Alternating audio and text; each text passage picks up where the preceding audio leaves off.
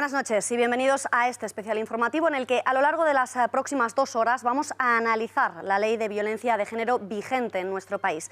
Antes de nada nos gustaría dejar muy clara la rotunda e inequívoca condena a todos los casos de malos tratos o violencia que se producen cada día en nuestro país y que lamentablemente acaban con el asesinato de muchísimas mujeres. Una lacra sin duda aberrante que se debe erradicar.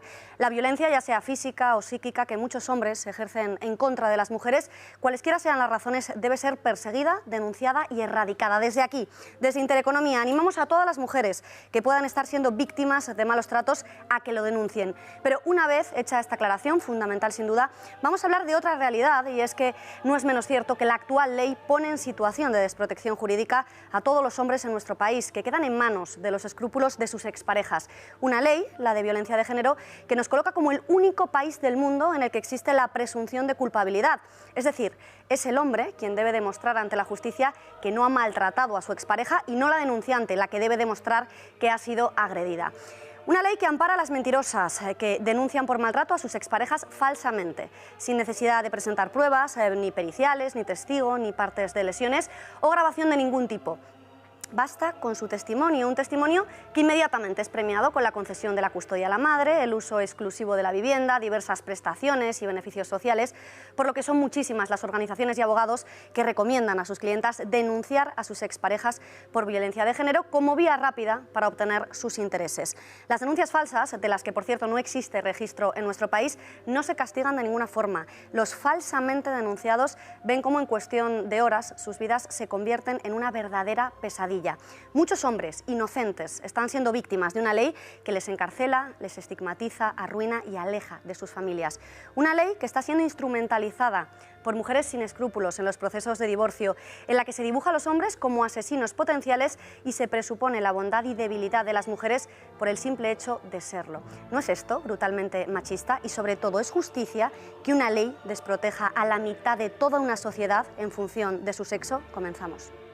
Bueno, la violencia es inherente a todos los seres humanos y una persona se puede convertir en violenta por muchos factores. La agresividad es una conducta humana, no es una conducta que podamos decir que es de hombre o de mujer. Lo que hay que hacer es analizar cada caso con pinzas, porque ni todo es blanco ni todo es negro. Y exclusivamente parece que en el ámbito familiar solamente las mujeres pueden ser objeto de maltrato. Eso es una falacia, es decir, a las mujeres tratarlas además de forma discriminatoria por el hecho de ser mujeres. Evidentemente es una discriminación negativa, porque no puede ser que una pena sea diferente por agredir a la madre y sea mucho menor por agredir al padre o a un hijo. La ley de 2004 sí fue un avance, pero era una ley tan mala que realmente ha producido un efecto perverso, y es que han aumentado el número de víctimas. No eres mujer y denuncias, hoy en día, por suerte, la sociedad te hace caso. Ahora se ha dado la vuelta a la tortilla, nos hemos convertido en mujeres de hace 50 o 100 años. Cuando vas a denunciar, no te creen. Es el único país del mundo que tiene una presunción de culpabilidad. El único país del mundo, lo digo bien. Quisiera poner un ejemplo a este respecto, ¿no? El terrorismo islámico es un problema muy grave hoy en día, ¿no?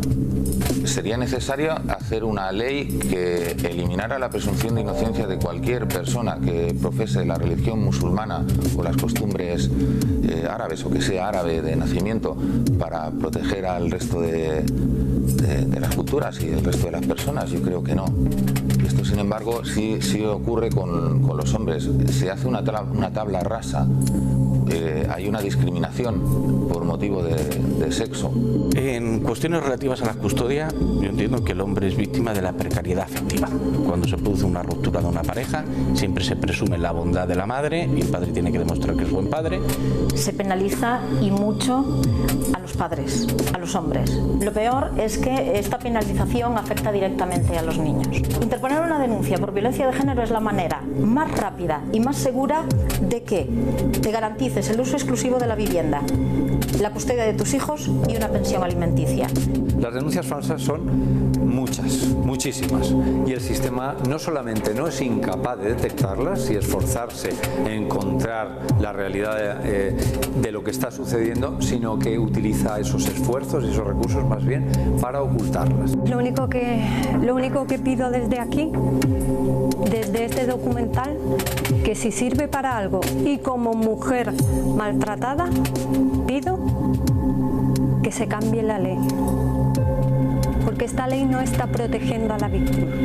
Soy Manuel Romeral y soy un hombre maltratado. En mi caso, tanto yo como mi hijo éramos maltratados por la madre y el entorno materno. Bueno, soy Tony Rodríguez, soy un cómico de Cádiz y precisamente estoy maltratado por la ley que ampara la violencia de género. Me llamo Óscar Casas y he sido víctima de esta ley de violencia de género. He sido maltratado por mi expareja. Hola, me llamo Gabriel Herrera y sobre mí pesa una condena de 25 meses de prisión por una denuncia falsa que puedo demostrar. Acaban de ver un extracto de un documental, Silenciados. Salían muchos personajes, entre ellos algunos de nuestros invitados esta noche. Bueno, vamos a hablar de todo ello, de todo lo que se ha nombrado en ese extracto que les acabamos de mostrar en las próximas 2 horas, y lo vamos a hacer con la ayuda del exmagistrado de familia, el que era juez, Francisco Serrano. Muy buenas noches, gracias por estar aquí. Buenas noches. Gracias. También nos va a acompañar la abogada Giovanna Carril. Muy buenas noches, señora Carril. Hola, buenas especializada sobre todo en la defensa de estos casos, de estos hombres maltratados. También nos acompaña esta noche la responsable de Asuntos Sociales de Vox, Rocío Monasterio, habitual de esta casa. Hola, Rocío, buenas noches. Buenas noches, muchas gracias por invitarme. A vosotros. La presidenta de la Asociación Despertar Sin Violencia, María del Carmen Sánchez, que además ha sido mujer maltratada hasta en 3 ocasiones. Nos va a contar su caso. La saludamos también. Señora Sánchez, muy buenas noches. Muy buenas noches y gracias. Y por último, cerramos nuestros invitados con el director de la película Culpables, Francisco Serrano. Ay, perdón, Tomás Aceituno, señora Aceituno, muy buenas noches. Veremos también algunos extractos de su película. Pues me gustaría empezar haciendo una condena para que quede claro, para que luego no seamos acusados de que solamente defendemos a una de las partes, condenando todos los que estamos aquí, pues clarísimamente los maltratos, pues en cualquier sentido, tanto a las mujeres por parte de los hombres como al revés. Esto ha quedado claro, ¿no? Yo creo todos lo condenamos clarísimamente. Sí. Bueno, pues clarísimo. Y expresamente. Y es que además yo creo que es imprescindible y necesario que se haga esa previa condena. El otro día en Burgos también tuvimos unas jornadas que organizó Vox y lo primero que se dijo fue eso también, que se condena y que hay que respetar a cualquier orientación sexual, que no es cuestión de estar contra nadie, aquí hay que estar en favor precisamente de los buenos tratos en las relaciones familiares y condenar a todas estas muertes, todas estas agresiones, pero sea quien sea el agresor y la víctima. Sí, pero es fundamental hacerlo porque si no se acusa rápidamente que si no de defender solo a una de las partes. Bueno, pues empezamos, si les parece, hablando de la ley de violencia de género, una ley que según denuncian todos ustedes, deja al hombre en situación de indefensión. ¿Por qué esta ley deja al hombre en desprotección?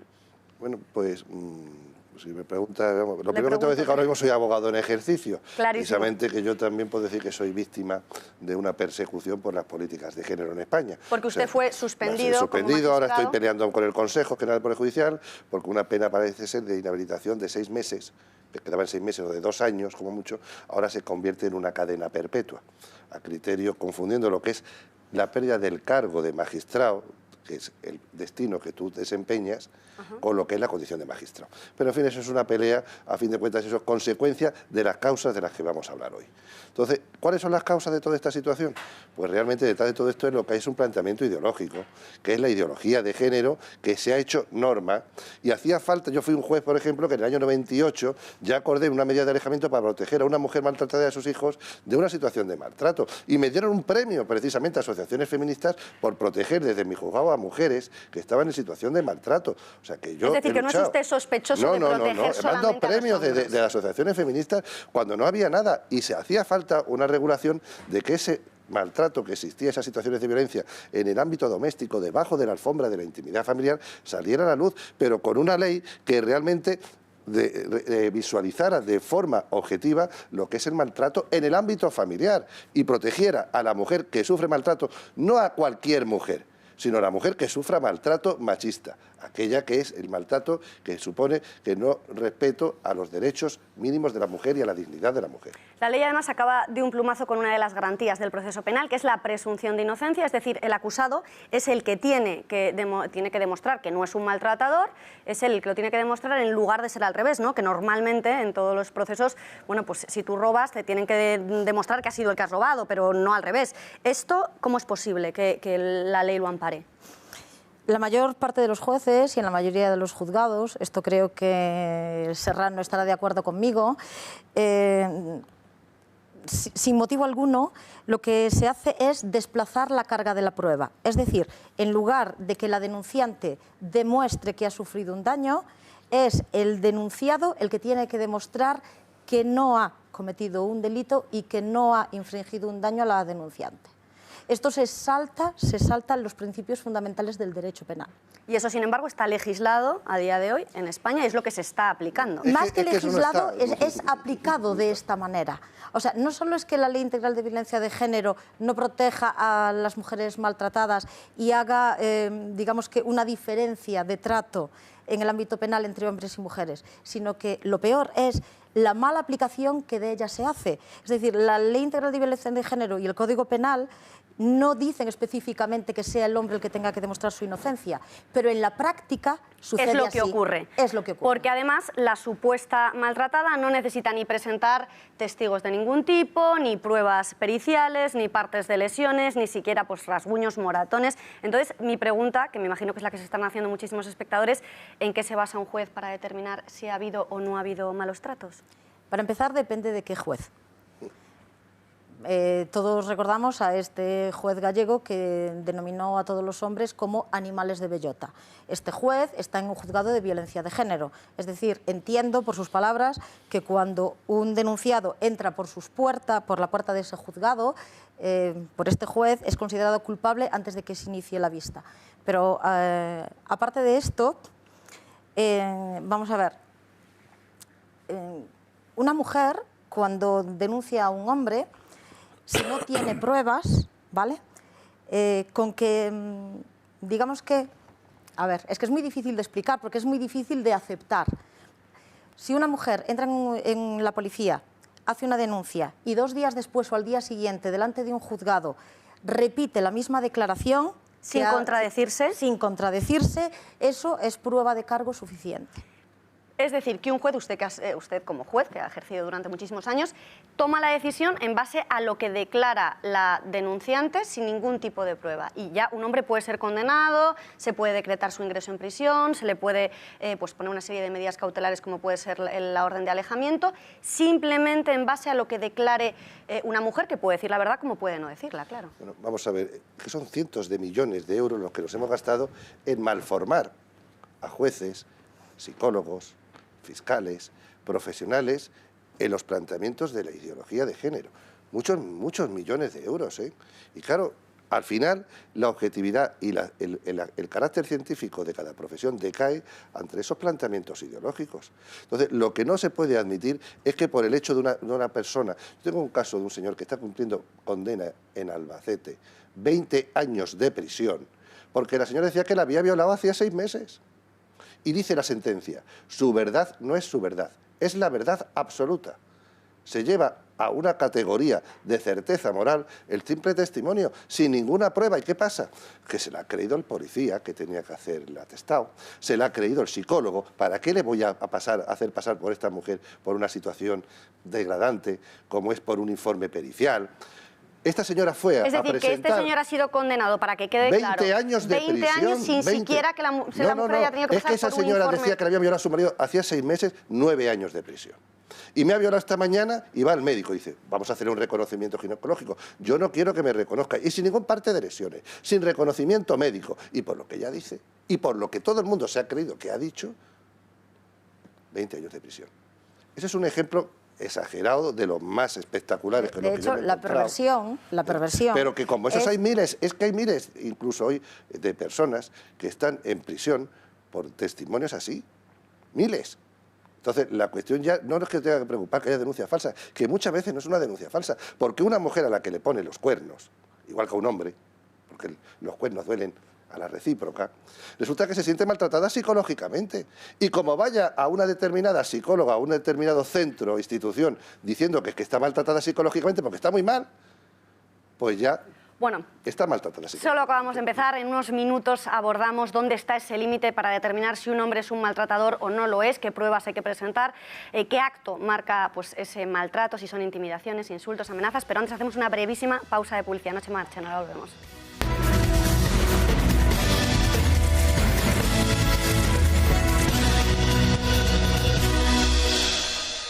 Justo antes de irnos a publicidad hablaba el juez Serrano pues, de esa posición en la que se encuentran muchas veces muchos hombres, muchas mujeres, de despecho, de estar pues, no contentos con la pareja, y es en ese momento cuando se producen las primeras amenazas. De hecho, esto se retrata muy bien en la película de Tomás Aceituno, Culpables. Vamos a ver un extracto y ahora lo comentamos.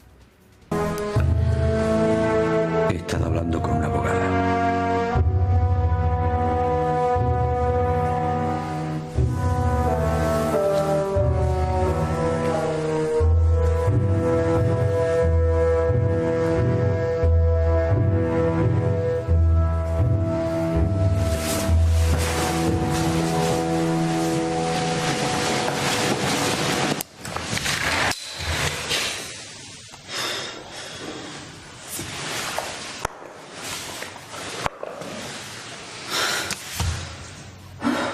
Nunca abandonaría a mi propia familia.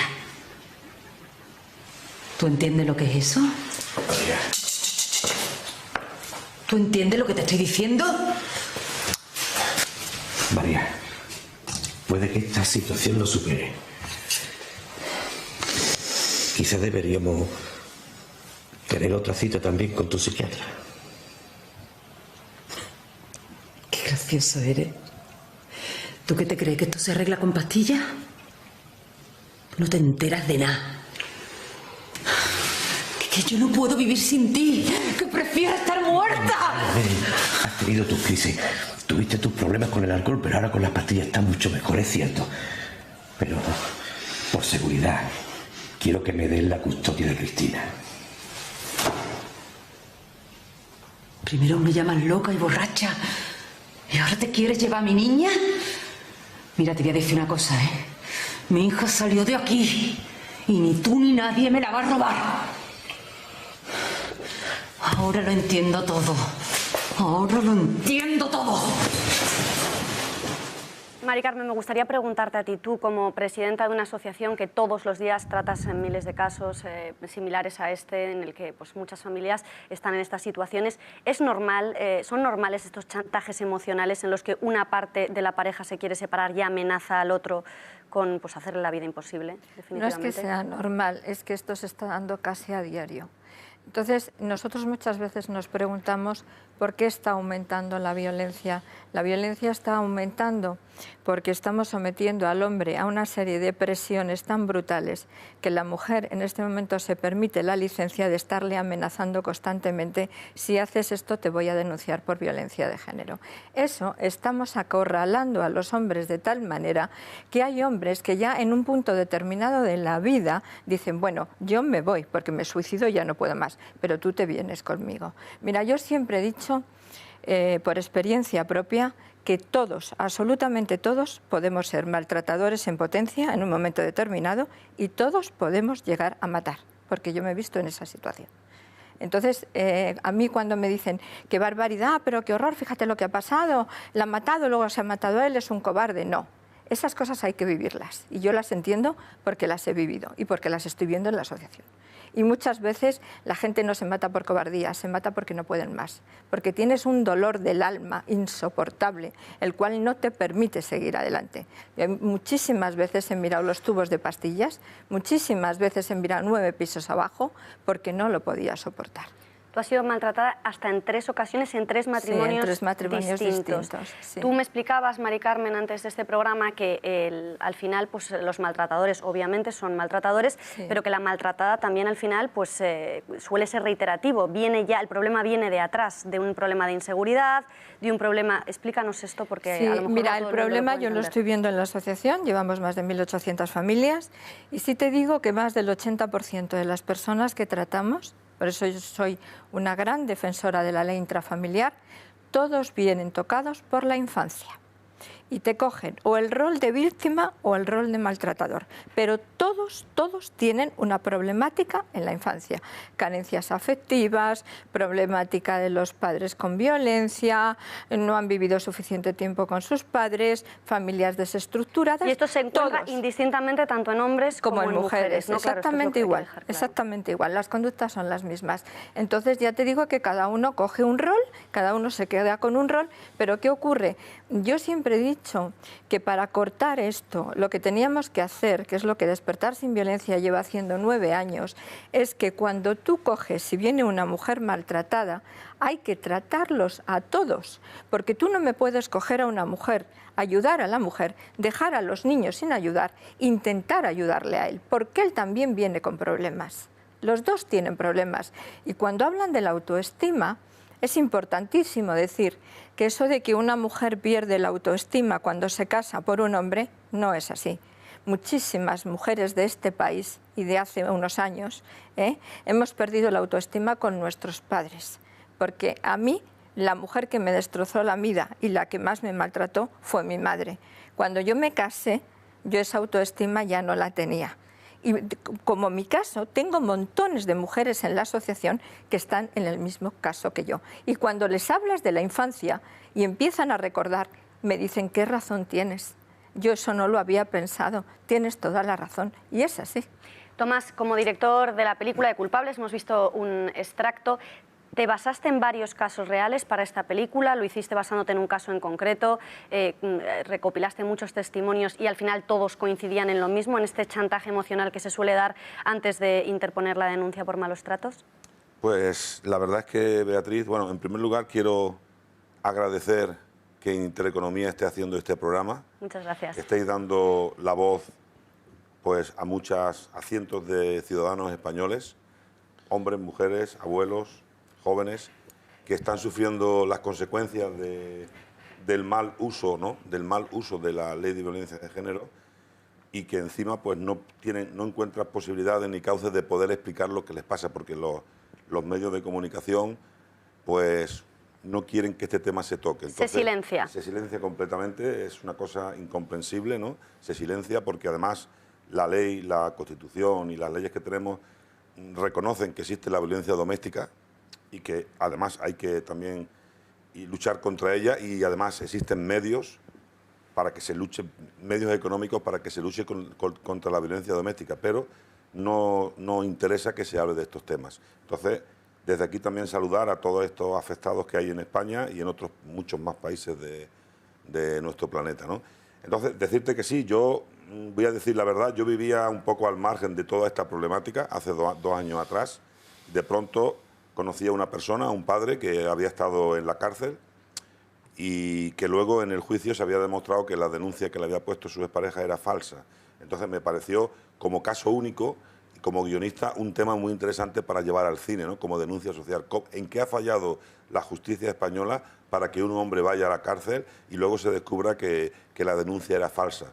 Entonces me acerqué a este hombre, empecé a conocer su caso, pero este hombre me puso en contacto con más familias, con más hombres, y me di cuenta que no era un caso, que eran más casos los que estaba pasando en nuestra sociedad. Y entonces tuve claro que esta era la historia que yo quería contar en mi película. Lógicamente no tuve ninguna ayuda, ninguna subvención. Eso te quería preguntar, ¿qué acogida tuvo esta película? ¿Tuviste algún tipo, recibiste algún tipo de ayuda estatal, algún tipo de subvención? Fuera de España la acogida es impresionante. O sea, hace poco nos han dado un premio en Londres a la mejor película extranjera, siempre en festivales de cine independiente, porque con los recursos que teníamos, que eran cero, pues hemos hecho una película modesta, pero con mucha ilusión, y todo el equipo con ganas de contar lo que está pasando y que se está silenciando, ¿no? Entonces, fuera de España, pues hemos estado en festivales en México, en Uruguay, hemos estado en Estados Unidos, en Los Ángeles, el premio que nos hemos llevado en Londres. Aquí en España hemos estado en el Festival Iberoamericano de Huelva, que es un festival que tiene también mucha tradición. En Orense, que llevan 39 años haciendo un festival de cine de autor, pues fuimos la tercera película más votada por el público.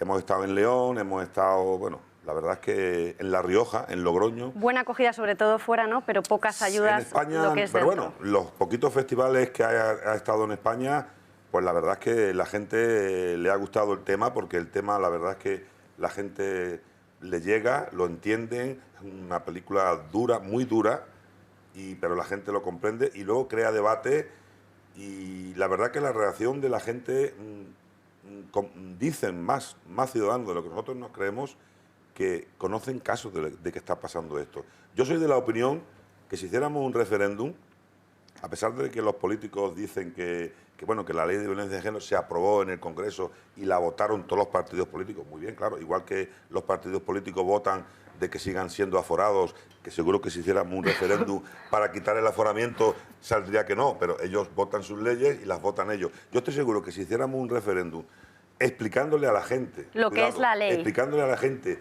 el contenido de la ley, porque no conocen el contenido de la ley, y muchas mujeres que no conocen, si supieran el contenido, votarían en contra de esta ley. Bueno, pues ahí queda esa propuesta de Tomás de Aceituno. Vamos a volver al tema porque han salido muchísimas cosas. Por un lado, pues por qué se silencian esos casos de malos tratos, de discriminación al hombre por esta ley. Y también me gustaría retomar ese argumento que hablábamos antes de la publicidad, y es dónde está el límite que marca que ha habido malos tratos. Un insulto es malos tratos, un piropo es malos tratos, un comentario soez es malos tratos. ¿Qué es malos tratos ahora mismo? Porque claro, no queda claro. Todo. O sea, si ponemos el listón del maltrato a la altura del techo de este estudio, por ahí entra todo. O sea, una señora que se considera, que se declara maltratada por el hecho de que psicológicamente se siente fatal porque el padre viene a recoger a los hijos cuando le corresponde conforme una sentencia. Me siento maltratada porque los niños son míos, como ha salido ahí. Pues simplemente eso ya puede dar lugar a una denuncia y a una detención. O sea, lo que tenía que delimitarse es el maltrato cuando existe una situación de discriminación, desigualdad y relación de poder del hombre sobre la mujer. Pero como aquí se entiende que es todo, que el hombre siempre es superior a la mujer en la relación de pareja, ese es el problema, que entra todo. Rocío Monasterio, querías hablar y todavía no has tomado la palabra. A lo que iría es lo siguiente. Bueno, mi aproximación a este tema no es de afectada, ni es de magistrado, ni de abogado, soy simplemente un arquitecto que entra en política y que se estudia el tema con la empatía de quien quiere mejorar la sociedad, la preocupación por la violencia y la distancia de quien estudia todas las asociaciones y todas las personas que intervienen, intenta ver por qué está fallando el sistema, ¿no? Entonces, la conclusión que llego es: la ley es un fracaso brutal porque no consigue proteger a la mujer, y además tiene efectos secundarios gravísimos. Y lo que además compruebo es que no se permite a nadie que discrepe de la ley entrar a colaborar a mejorarla. ¿Por qué? Porque no se deja entrar a nadie que cuestione la raíz de la ley, que es la ideología de género, y en eso todos los partidos políticos, en este caso menos Vox, están de acuerdo y no permiten que nadie cuestione. Y si alguien discrepa, magistrado, abogada, político, periodista, escritor, es automáticamente sancionado o excluido o arrinconado. ¿Por qué? Porque no se quiere poner represaliado, no se quiere poner en cuestión el origen de la ley, que es la ideología de género. ¿Y la ideología de género a dónde nos lleva? Nos quieren llevar a todos a pensar que el hombre, por el hecho de ser varón, es un maltratador, y la mujer, por el hecho de ser mujer, es una víctima. Pero esto es un precepto brutalmente machista. ¿Cómo lo pueden defender las feministas radicales? Lo grave del asunto es que cuando te acercas a todas las asociaciones, te acercas a las instituciones, te acercas a los políticos, te das cuenta que no tienen un interés real en acabar con la violencia. Parece que buscan otros intereses. Porque si de verdad estuviéramos interesados, y yo creo que todos los que estamos aquí tenemos la preocupación con acabar con la violencia, porque es gravísimo. Es que además 2017 tenemos 17 mujeres asesinadas. O sea, es que hemos dedicado miles de recursos públicos y hemos conseguido hemos tenido un efecto desastroso. Entonces, no creemos que merece la pena reunirnos y decir, oiga, que esto es un fracaso brutal, ¿no? Entonces, yo veo que no se quiere hacer ese cuestionamiento y eso me hace dudar de cuál es el objetivo de la ley, ¿no? Y entonces, efectivamente, al varón automáticamente se le acusa de maltratador y además se está educando a nuestros niños en los colegios en esa concepción. Rocío, pero mucha gente que nos esté viendo podría estar preguntándose, bueno, pero ¿qué interés puede tener una mujer en denunciar falsamente a su expareja? ¿Qué interés puede tener una mujer? Hombre, inmediatamente que esta mujer denuncia, primero tiene 426 euros. Automáticamente. Automáticamente en cuanto tiene la orden de alejamiento de prestación social. Se queda con la casa, se queda con los hijos, hasta que después de que tiene el primer juicio rápido, después cuando va al juicio por lo penal, que pasa ahora mismo, ya tenemos en Málaga 1 año y medio, este señor mientras tanto se queda con el cartel de maltratador y ella está viviendo, y muchas están metiendo a sus amigos hasta en la propia casa donde ese hombre ha tenido que salir. Entonces, hombre, les estamos dando muchísimas ventajas a la universidad. Y sobre todo evitas que el padre consiga la custodia compartida de los niños. Es decir, en el momento en que una mujer es declarada maltratada, automáticamente... En el momento en el que ponga una denuncia, independientemente de que el hombre después sea condenado o no, este padre ya no puede solicitar la custodia compartida. Sí. Es decir, para que nos quede claro a todos los espectadores y a mí también, una vez que la mujer interpone una denuncia, ¿cuáles son los pasos que toma la justicia? ¿Se decreta inmediatamente una orden de alejamiento? ¿Se le ingresa en prisión preventiva? ¿Cómo funciona?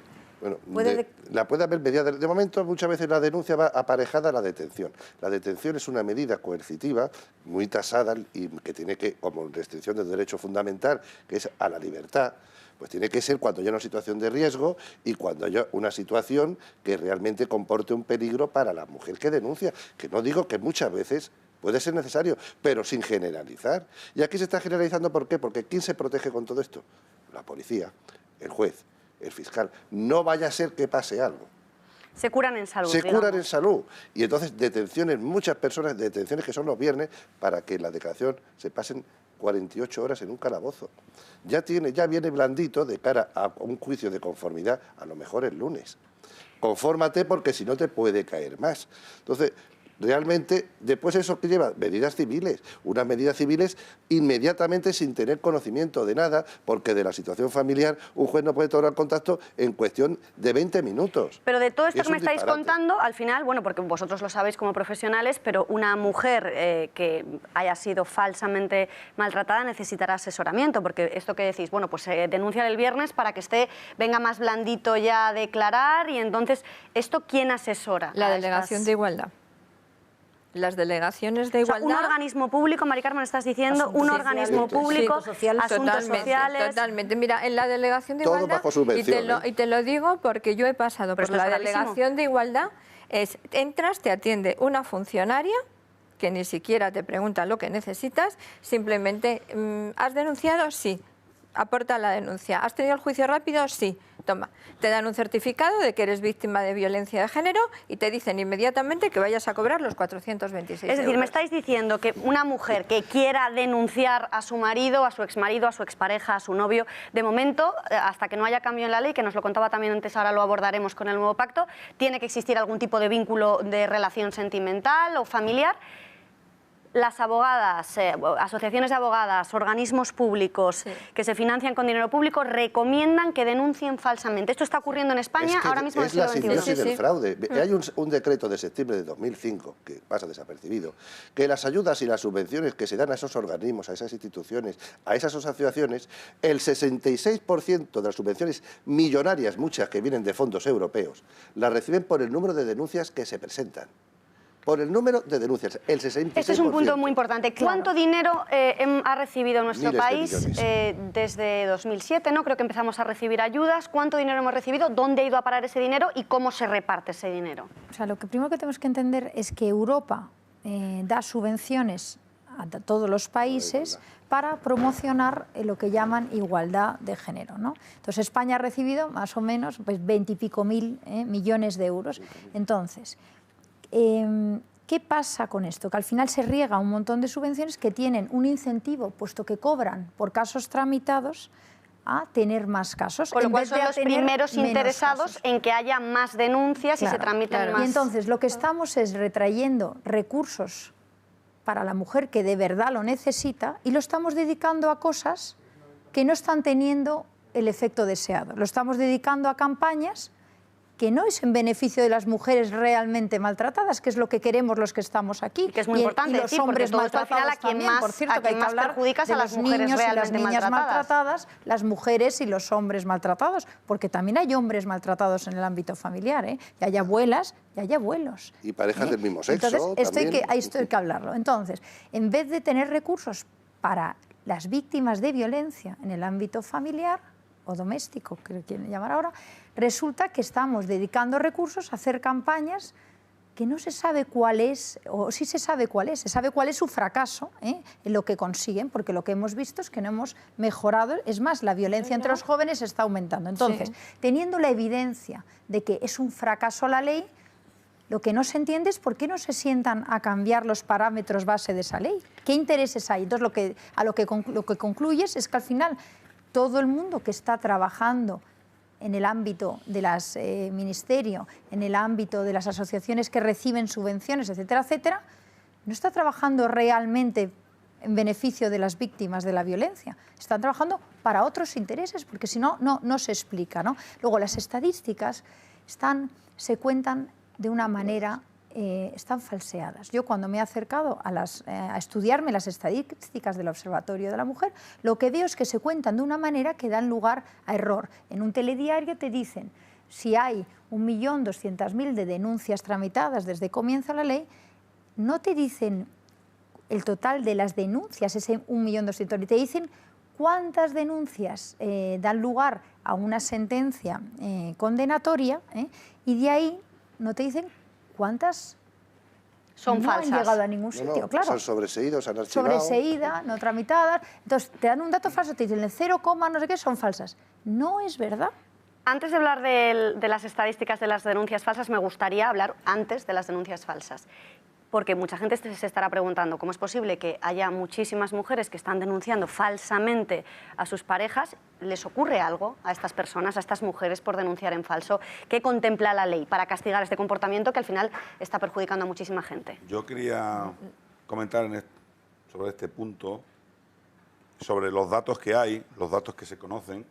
Pues resulta que en el mal uso de esta ley, una mayoría, un tanto por ciento grandísimo de las denuncias se producen en un proceso de divorcio. O sea, no es una mujer que está... ¿De qué porcentaje estaríamos hablando? Bueno, muy alto. A mí me han llegado datos, pero no sé si los compañeros tienen datos, pero, o sea, mucho más del 50% de las denuncias que se ponen actualmente en España se ponen en un proceso de divorcio. O sea, yo voy a hablar de, por ejemplo, de dos amigos míos, porque tal como está el tema ahora mismo en España, como sigamos en esta proporción de hombres que están siendo denunciados y considerados como maltratadores sin nada, por denuncias falsas, va a llegar un momento que prácticamente la totalidad de los varones de España van a tener ya un papelito que va a decir que somos maltratadores. Porque eso lo dice la ideología de género. En 2 años, desde que yo conozco esto, están cayendo hombres en este mal uso de la ley, que es tremendo. Entonces yo te comento, un matrimonio, yo, amigos míos los dos, que tienen una vida normal y feliz y estupenda, se casan, están enamorados, se casan, llega un momento que empiezan a surgir conflictos, tienen una niña y se quieren separar. Entonces la mujer dice, vale, pues la niña es mía y yo me voy y me marcho y me la llevo a otro sitio. El hombre, lógicamente, es padre, ¿no? Y quiere... estar con la tiene niña. los mismos derechos que la madre para criar a su hija y entonces automáticamente aparece la denuncia falsa, ¿vale? Y la denuncia falsa tiene una serie de niveles o apartados, desde la denuncia falsa por una agresión psicológica a la más terrible de todas, que es cuando le ponen al padre una denuncia por haber agredido sexualmente a su hijo o a su hija. Que en este caso yo tengo un amigo que conozco muchísimo, que desde aquí quiero saludar, que es Marcos de Barcelona, y ha vivido esa situación de que su expareja le ponga una denuncia por agredir sexualmente a su hija.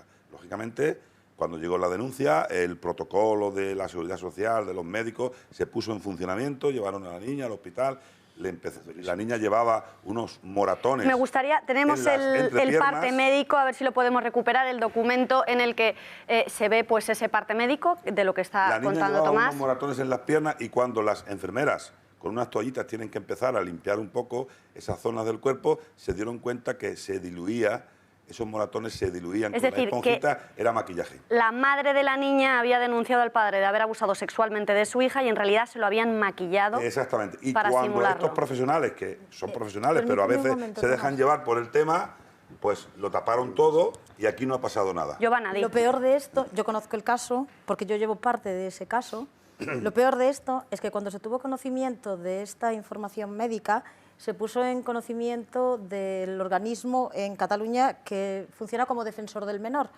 es de Gaia. La contestación fue escalofriante, es que eso ya pasó. ¿Y a esta señora qué le ha pasado? Nada. No le ha pasado nada. Me gustaría ver Nada. más casos, porque también... Pero si hubiera sido, este hombre estaría en la cárcel. Si hubiera sido al revés, como mínimo, este señor no hubiera vuelto a ver a su hija. Pero a esta señora no le ha pasado nada. Bueno, hay más casos, son poquísimos los casos que se publican en prensa, pero algunos hemos conseguido rescatar buscando muchísimo. La mentirosa del pegamento. Bueno, esta señora denunció a su expareja de haberle puesto pegamento en la vagina y se consiguió demostrar que esta denuncia era falsa.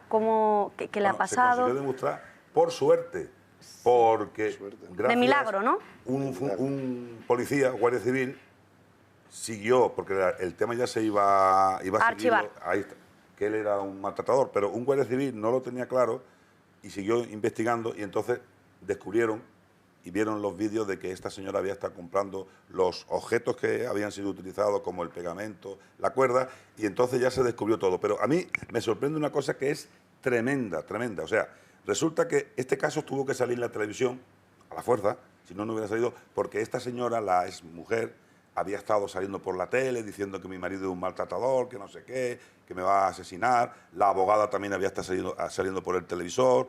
Hay que cambiar la ley, no sé, bueno, hay que, endurecer la ley, vale. Y resulta que cuando se descubre que todo es falso, ¿sí? A la televisión va la abogada de la señora esta. Habla la abogada, pero ninguna televisión ha llevado a ese hombre que habían denunciado falsamente.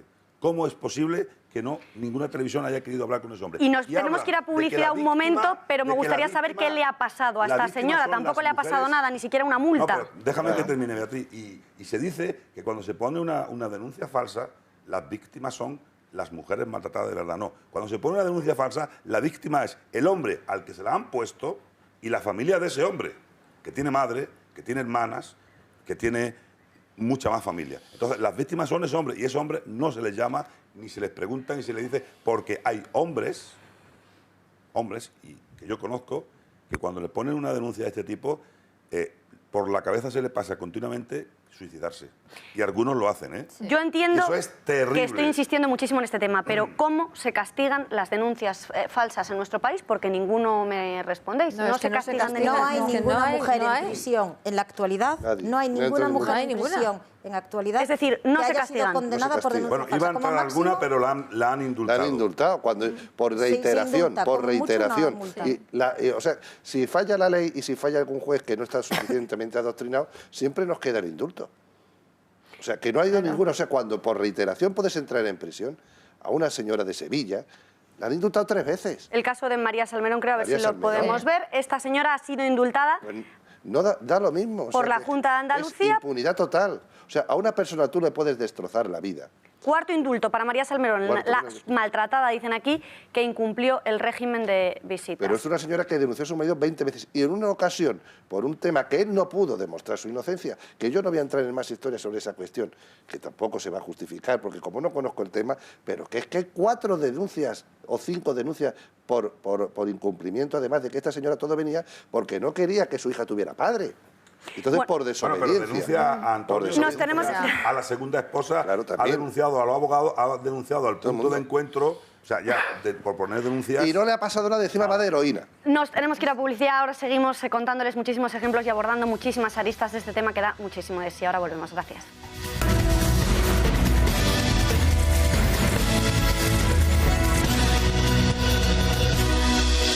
Pues ya estamos de vuelta. Antes de la publicidad hablábamos de un caso, el de María Salmerón, que había sido indultada hasta en 4 ocasiones, condenada por no cumplir el régimen de visitas con su pareja, lo que había decidido un juez.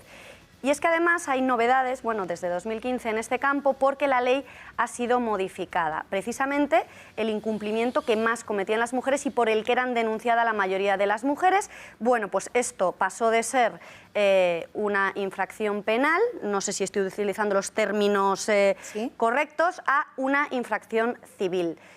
¿Esto qué significa, qué cambia, a quién favorece, para que lo entienda todo el mundo, Giovanna? Vale, mira, para empezar quiero decir que este cambio en el Código Penal no es aceptado por la mayor parte de los abogados de familia. ¿Vale? ¿Qué implica este cambio? Hasta el cambio del 1 de julio del 2015, cuando un padre no podía recoger a sus hijos porque su madre lo impedía, tenía la opción de denunciar penalmente. ¿Cuál era la ventaja? Que denunciar penalmente supone menos coste económico y mucha mayor rapidez y agilidad en el procedimiento. ¿Qué pasó? Que como la mayor parte de las personas que incumplen el régimen de visitas son las mujeres, para sorpresa de todos se despenalizó. Ahora, cuando un padre no puede ver a sus hijos porque su madre lo impide, hay que ir a un procedimiento civil mucho más costoso, mucho más lento y que además, normalmente, para que tenga efecto, hay que repetirlo varias veces. Es muy difícil que se condene a una mujer en el ámbito civil por una sola demanda de ejecución. Es decir, que ahora las mujeres tienen totalmente el poder, porque si tienen la custodia y los padres quieren ver a sus hijos incluso cada 2 semanas, tampoco las pueden denunciar. En estos momentos los niños están en manos de sus madres. Bueno, el tema de los niños es otro de los grandes daños colaterales, podríamos decir, de toda esta problemática de la que estamos hablando. Y de hecho nos gustaría recuperar también otro fragmento de la película Culpables, en la que se ve cómo hay muchas madres, también padres, imagino, en este caso la película refleja el caso de una madre que manipula a los niños. Vamos a verlo. Nunca te ha querido porque cuando yo me quedé embarazada de ti, él no quería que tú nacieras. ¿Y sabes lo que hizo cuando tú eras muy pequeñita? Intentó matarnos atropellándonos con el coche. Eso hizo.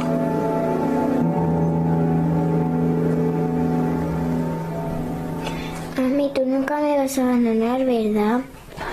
Claro que no, cariño. Yo siempre voy a estar contigo. Siempre, siempre, siempre estaremos juntitas. Y yo no te voy a pegar como hacía tu papá. Mami, a mi papi nunca me ha pegado. ¿Por qué miente, Cristina? Si sabes que es verdad.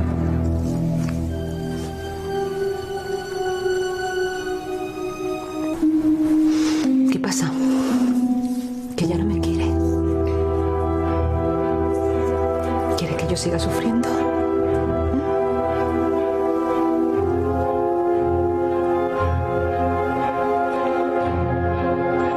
¡Me haces daño! ¡Me haces daño! ¡Que te calles! Anda, entra.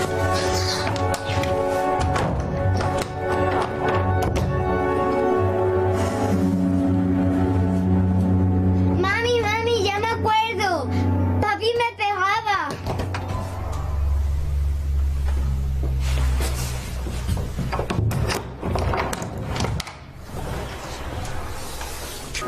No te preocupes, cariño, si no va a venir. Tú no le interesas para nada.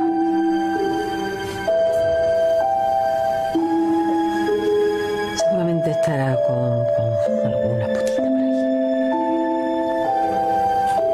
No tienes que sentir vergüenza. Yo sé que tú no querías hacerlo. Él te obligaba.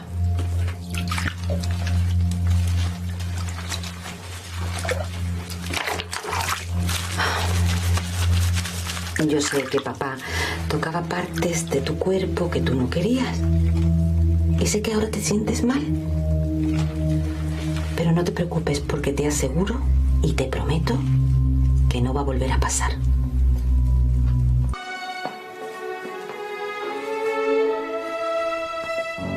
Ojalá te mueras. Bueno, esto es solo una película, pero vosotros, todos, como expertos que veis casos de estos todos los días, ¿esto es tan habitual y ocurre así como lo refleja la película? Sí. Lamentablemente sí.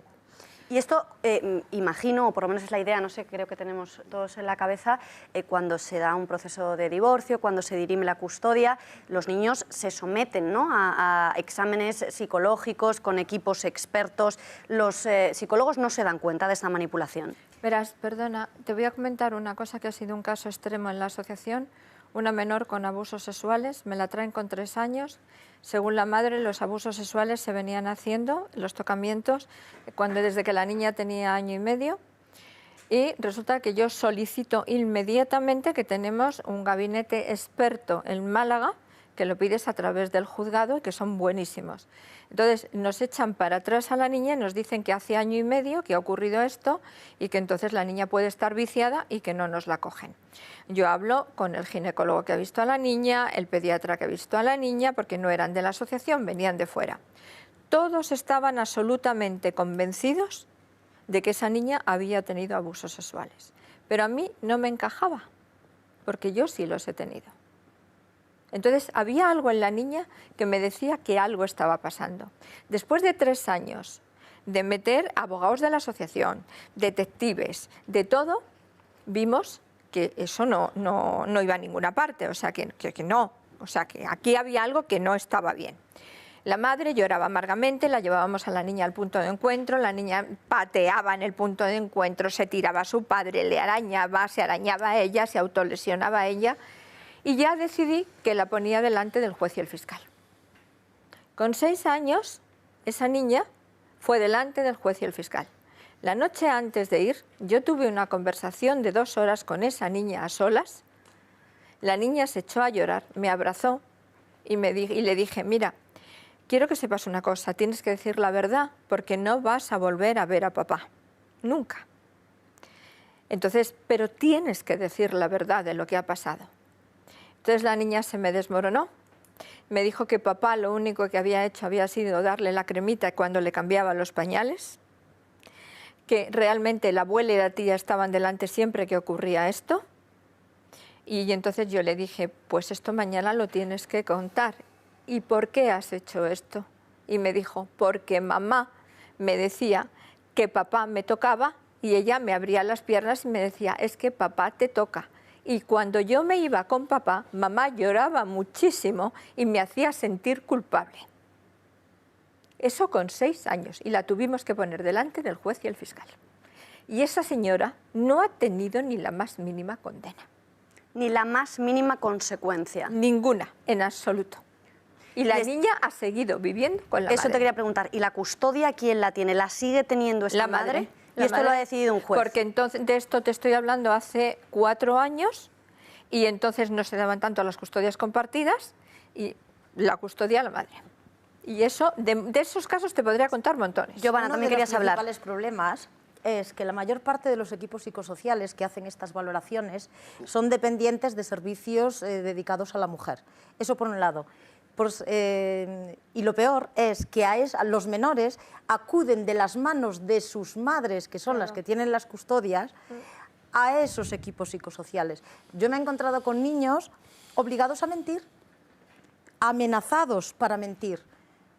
O sea, ¿Amenazados hay una niña, con qué? El último caso que yo he tenido de estos, acusaban al padre y le pedían 15 años de prisión por intento de homicidio. A la niña se le pidió por parte de la madre que dijese que había intentado matar a su madre. Fue a un equipo psicosocial penal de la Audiencia Provincial de Barcelona y lo dijo tal cual.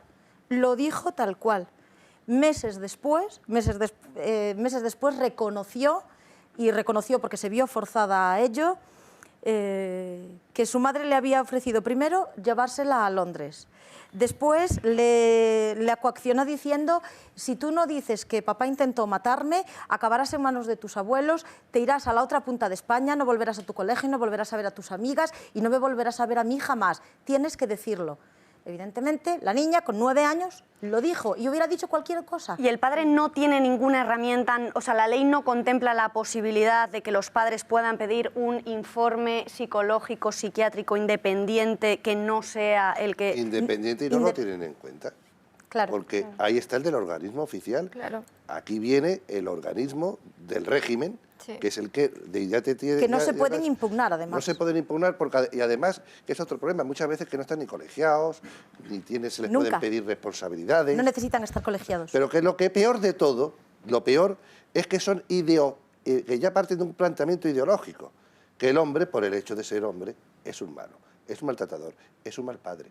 Y muchas veces esos planteamientos ideológicos al final inciden en que esta manipulación de la infancia, porque esto es una forma de manipular a los niños para que odien al otro progenitor, y no solamente al otro progenitor, sino a toda la familia. Y también hay hombres que emplean esta estrategia. Y esto También no, contra también hay las hombres, hay madres. que decirlo, También lo hacen hay las hombres que mujeres, lo emplean esta hacen los estrategia y me he hombres. encontrado. ¿Esto cómo se llama? Y esto se llama alienación parental, pero llamémosle como le queramos llamar, manipulación. La Comité de Derechos del Niño de Naciones Unidas lo considera una de las formas de maltrato, de peor maltrato que puede sufrir un niño. Y eso en de España maltrato no está emocional. penado de no, ninguna no es que manera. está penado, es que el Consejo, que tiene que garantizar la independencia de los jueces, ha emitido informes y directivas e instrucciones, como el ojo de Mordor, como yo le digo, o sea, que están ahí para controlar que los jueces no se salen de la ideología y de los planteamientos que se les marcan de esas directrices, les dicen que no puede aplicarse esa teoría porque eso es un invento de los maltratadores. Porque lo que cuente esa niña después en un juzgado es la verdad. Es la verdad. Y no se puede salir de ese argumento. Mira, tuve un caso como juez dantesco. Un niño, porque claro, un juez cuando tiene un planteamiento de un juicio, lo que no puede ser de una preconvicción, porque entonces estás prevaricando. Si tú yo creo que un señor es culpable y yo ya estoy prejuzgando sin necesidad de prueba, yo prevarico. Bueno, pues este niño venía diciendo que no quería ver a su papá. Y después de una hora de discurso con ese niño chiquitito, dice, mire, ya el niño ya agobiado, mi padre está malo que me quemaba con cigarrillos. Entonces yo cambié mi opinión. Digo, a ver si es que el padre realmente es un maltratador y el niño y lo que dice la madre es verdad, porque yo me puedo equivocar. Y entonces digo, yo ahora mismo, yo salgo de aquí, acuerdo a la detención de este señor. Niño, enséñame las marcas que te quemaba tu padre con cigarrillos. Eran lunares, Beatriz. El niño estaba convencido, porque se lo había dicho su madre, que todas esas marcas que tenía de quemaduras de cigarrillos eran lunares. Y una señora que me contaron que ocurrió en Algeciras, que decía que su hijo le daba cocaína a su padre y aportó la orina. Aportó la orina. Bueno, pues esta señora decía que en el análisis que había salido que había cocaína. Y digo, bueno, pues entonces, ¿qué quieres? Evidentemente, esto es grave. No, que no era... la cocaína la habían hecho y la habían removido con una cucharilla, salió eso en el análisis. ¿Le quitaron la custodia a ese niño, a esa mujer? No. ¿Le quité yo la custodia a esa señora de la alienación? Sí. Yo estoy fuera de la carrera judicial, Beatriz. Rocío, querías pero hablar. Lo que estamos, o sea, yo creo que todo el mundo que ha visto ese vídeo y a ese niño se nos ha partido el alma, y más a los que somos padres, ¿no? Y eso existe. Y eso existe a veces por parte de las madres y a veces por parte de los padres. Y si todos los que estamos aquí y todos los que están interesados, lo mejor para el menor, que yo creo que somos todos, de verdad pensamos en ellos, yo creo que todo el mundo deberíamos estar de acuerdo en que no puede ser que se utilice la ley de violencia de género de forma instrumental para conseguir la custodia compartida. Y si todos estamos de acuerdo que la custodia compartida por defecto se dé a la mujer está ocasionando un problema, lo lógico sería decir que la custodia tiene que ser por defecto, o sea, se tiene que decir que puede ser del padre o de la madre, que hay que estudiar cada caso, que no por defecto tiene que ser siempre la madre, ¿no? Entonces, como primera medida estaría bien decir, oiga, la custodia, defendemos la custodia compartida, defendemos que un juez con una figura de un mediador se ponga delante de ese padre y esa madre y estudie cada caso y haga un traje a medida en función de cada niño y diga, como a mí lo que me interesa es proteger a esta menor y lo mejor para el menor, vamos a ver qué situación tiene este niño, qué situación tiene su padre, qué situación tiene su madre y qué sistema podemos crear para conseguir que este niño esté lo mejor posible. Eso no se hace ahora. Ahora se da en la mayoría de los casos a las mujeres la custodia compartida. La custodia exclusiva. Sin embargo, la idea que existe en la sociedad es que cada vez se otorgan más custodias pero lo que compartidas. vemos es que la ley de violencia de género se utiliza en muchos casos de forma instrumental para conseguir la custodia del niño. Ya antes Tomás ha dicho, es que ella cree que el niño es en propiedad, o algo ha dicho así, que muchas veces las mujeres nos creemos que los niños son nuestros. Y tanta igualdad, presumimos de tanta igualdad de las mujeres y los hombres, tenemos igualdad, queremos igualdad en derechos, oportunidades. Oiga, tenemos derechos, el hombre tiene derecho también a criar a sus niños y el hombre puede ser un buen padre igual que las madres. Y las mujeres en esto tenemos que ser honestas, tenemos que decir, si estamos exigiendo la igualdad en el trabajo, la igualdad en todos los frentes de nuestra vida, ¿por qué nos negamos a ser iguales ante la ley con el tema de la custodia de los niños? ¿Por qué negamos que un padre puede ser un buen padre y puede criar a un niño igual que nosotras? ¿Qué está pasando aquí? Eso evitaría muchas situaciones de violencia, además, porque supondría equilibrar. Es decir, que la custodia fuera compartida por defecto evitaría muchísimas de esas situaciones. Que se utilizara de forma instrumental la ley, porque lo que estamos contando son casos en que al niño se le utiliza para no perder la custodia exclusiva de la madre o del padre. Pero en para este eso caso habría que cambiar la ley de violencia de género. Pero que hay porque que claro, que desde se el punto liga el tema de la custodia en muchos casos. Pero desde el punto y hora, que era lo que yo comentaba el otro día, que es que lo tengo todos los días, que me viene un hombre, se sienta enfrente y me dice, quiero la custodia compartida de mi hijo. Vamos a ver, ¿ustedes están de acuerdo en esto? No. Bueno, pues mire, empiece usted a grabar las conversaciones, coja usted los WhatsApps, póngase en un sitio donde le puedan ver, porque inmediatamente va a ser denunciado por violencia de género. Y entonces ya usted ya no va a poder tener la custodia compartida. ¿Qué estamos arreglando en este momento? Diciendo, ahora mismo ponemos inmediatamente la custodia compartida. Nos va a venir una avalancha de denuncias impresionantes, porque no están dispuestas a tener la custodia compartida. Mira, yo ahora me he enterado a través de una de las mujeres progresistas que han tenido una federación hace poco, que yo además estuve con ellas en el Congreso Internacional hace 4 años de Violencia de Género y juré que en mi vida volvía con esas mujeres, en mi vida, el odio, esto es una asociación, el rencor y la ira. Es una asociación. Mujeres Progresistas es una federación. Y de son defensa las teóricamente de feministas mujeres maltratadas, vinculadas al Partido Socialista. Entonces creo que ha habido tal follón en esa federación, en el congreso que han tenido, simplemente porque se han levantado 2 o 3 mujeres y les han dicho, mi hermano ha caído, mi expareja ha caído, por favor contemplemos esto. Creo que la que se lió fue espantosa, porque no admiten ni toleran todo lo que no sea los derechos de las mujeres. Y yo muchas veces cuando veo todo esto digo, pero vamos a ver, la mujer siempre ha sido mujer y la madre siempre ha sido madre. Nosotras no queremos más a un hijo por traerle al mundo, sino le queremos por no hacerle daño. Y en este momento nos está importando muy poco hacer daño a los niños con tal de vengarnos de los padres. Y eso es lo que no puede ser. Tomás, habías pedido la palabra. Bueno, estamos tocando ahora, para mí, uno de los puntos más sangrantes, ¿no?, de las consecuencias del mal uso de la ley de violencia, que es los niños, porque si la ley de violencia de género considera que la mujer es la débil, ¿no?, y por eso se crea esta ley en un momento dado, para proteger a la mujer, yo creo que en la familia los más débiles son los niños. Y en segundo lugar, para mí, incluso las personas mayores, los abuelos. Entonces, si no defendemos entre todos, como estaba diciendo antes Rocío, los derechos que tienen los niños, que están reflejados además en una serie de leyes que hay, que se hicieron en la ONU, ¿no? Y uno de esos puntos es que los niños tienen el derecho a ser criados, que en realidad para mí es la palabra es mucho más bonita que custodia compartida. Me gusta más lo de crianza compartida. Entonces, el derecho natural, que ninguna ley artificial puede quitar, el niño tiene el derecho de ser criado por su padre y por su madre. Entonces tenemos que empezar ya a cambiar el chip. Y es una de las cosas que tendríamos que estar haciendo ya propuestas, de que nos demos cuenta de que cuando los padres se divorcian, los hijos no se divorcian de los padres. Y eso es una de las primeras cosas que tendríamos que hacer.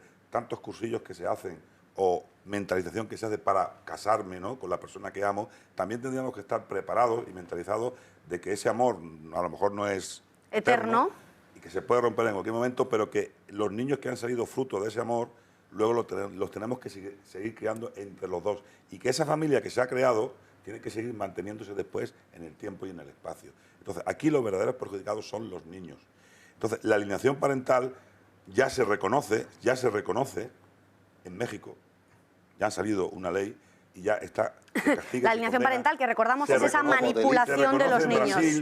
Se está estudiando y es muy avanzado en Francia, en Italia, en Uruguay, y en España nos estamos quedando a la cola de los derechos de los menores. Y en Portugal también se reconoce. De los derechos de los menores. Y si me permites, porque yo tengo aquí, pues este librito está hecho por expertos en psicólogos, psiquiatras, juristas, de lo que es la alienación parental. Este me lo han mandado de Uruguay, porque aquí en España, como decía el juez, hablar de alienación parental...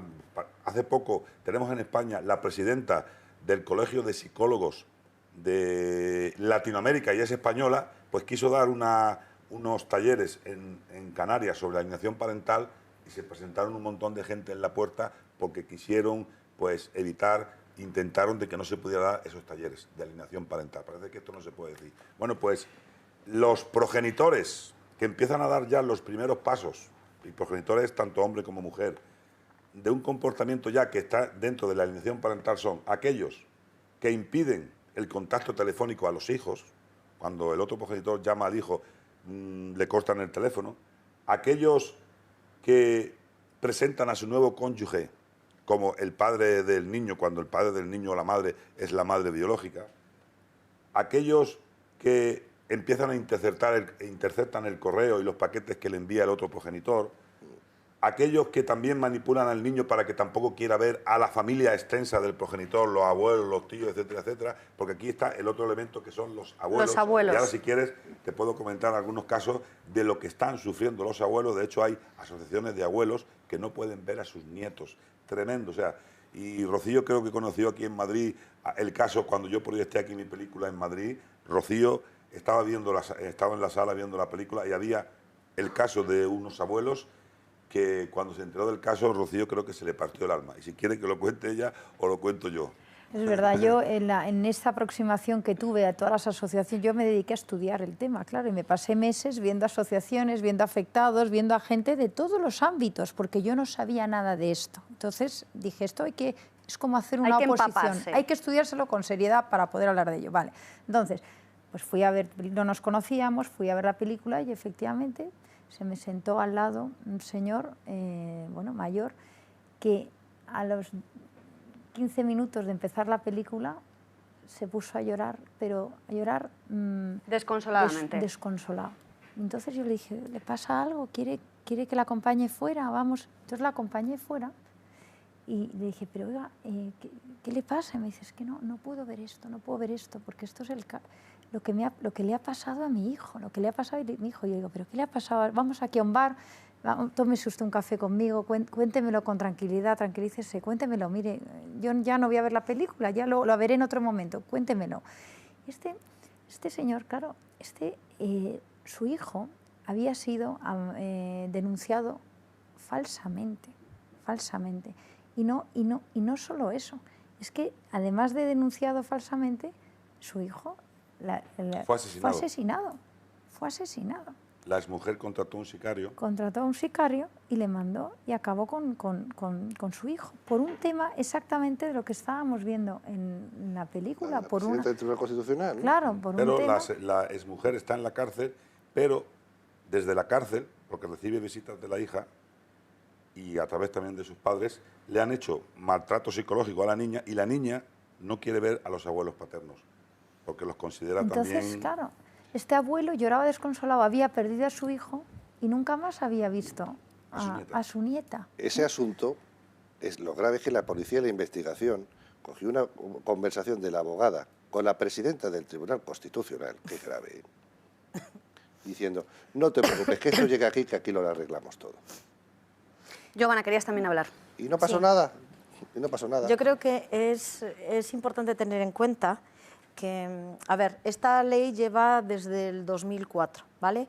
Pero digamos que el adoctrinamiento, la arquitectura social por parte del ámbito feminista más radical lleva muchos años trabajando primero silenciosamente y ahora más ruidosamente. 98 empezaron. A ver, estamos 98. en una sociedad que permite que se dé una ponencia por parte de una organización feminista que dice solicitar la custodia compartida es un tipo de maltrato. O sea, esto se dice públicamente en conferencias. Se pone en un PowerPoint de 2 metros por 1 ¿vale? Y luego se saca a las redes sociales. Que un padre solicite la custodia compartida es un tipo de maltrato o de violencia de género. Yo he oído cientos de grabaciones, sobre todo en los últimos 5 años, de señoras diciendo: la custodia compartida no te la doy. O sea, muchas mujeres ya asumen que los niños son suyos, la custodia es suya y la decisión es suya. O sea, que tienen todo en la mano para decidir el tipo de custodia que van a tener sus hijos. Bueno, verdaderamente, por lo que nos estáis contando aquí, es así, realmente, de facto. Es que es así. Sí, pero que lo que se vende es que hay discriminación, que la mujer está discriminada en los juicios de familia. Claro, a base de engañar. Decía Goebbels que una mentira 1000 veces repetida se convierte en una verdad de Estado, que eso es lo que está ocurriendo. Hoy en una radio, de hecho, preocupación por los niños, porque los niños realmente son los que más nos tienen que preocupar, y se preocupan de los 500 niños, de las pobres mujeres que han sido asesinadas, que esa es una realidad. Aquí ya nos hubieran dicho en un debate, pero recordar que es que aquí son muchas mujeres más que los hombres y que otras en el ámbito familiar las que sufren y las que mueren. Que es cierto, que eso lo hemos dicho en el principio, pero no olvidemos la otra parte de la realidad, que la realidad es poliédrica, lo que sufren los niños, lo que sufren los abuelos, lo que sufren muchos padres por el tipo de esta denuncia, el resto de familiares. Segundas esposas. Las segundas esposas, que muchas veces son las causas de las denuncias también. No lo olvidemos, el despecho. Y os estáis preguntando, porque yo me estoy preguntando mucho en la asociación, hay un índice altísimo de mujeres que están muriendo en España y son extranjeras. Eso tampoco se tiene en cuenta. No se quiere contar en las estadísticas. Exactamente, exactamente. Y eso hay que decirlo. ¿Qué está pasando pasando para que el índice más alto de mujeres que están muriendo, que yo lo tengo en la asociación, son mujeres extranjeras? Bueno, pues ahora responderemos a esa pregunta y a otras muchísimas que nos quedan para abordar. Había pedido la palabra Rocío Monasterio, también Tomás Aceituno. Breve pausa de publicidad y volvemos.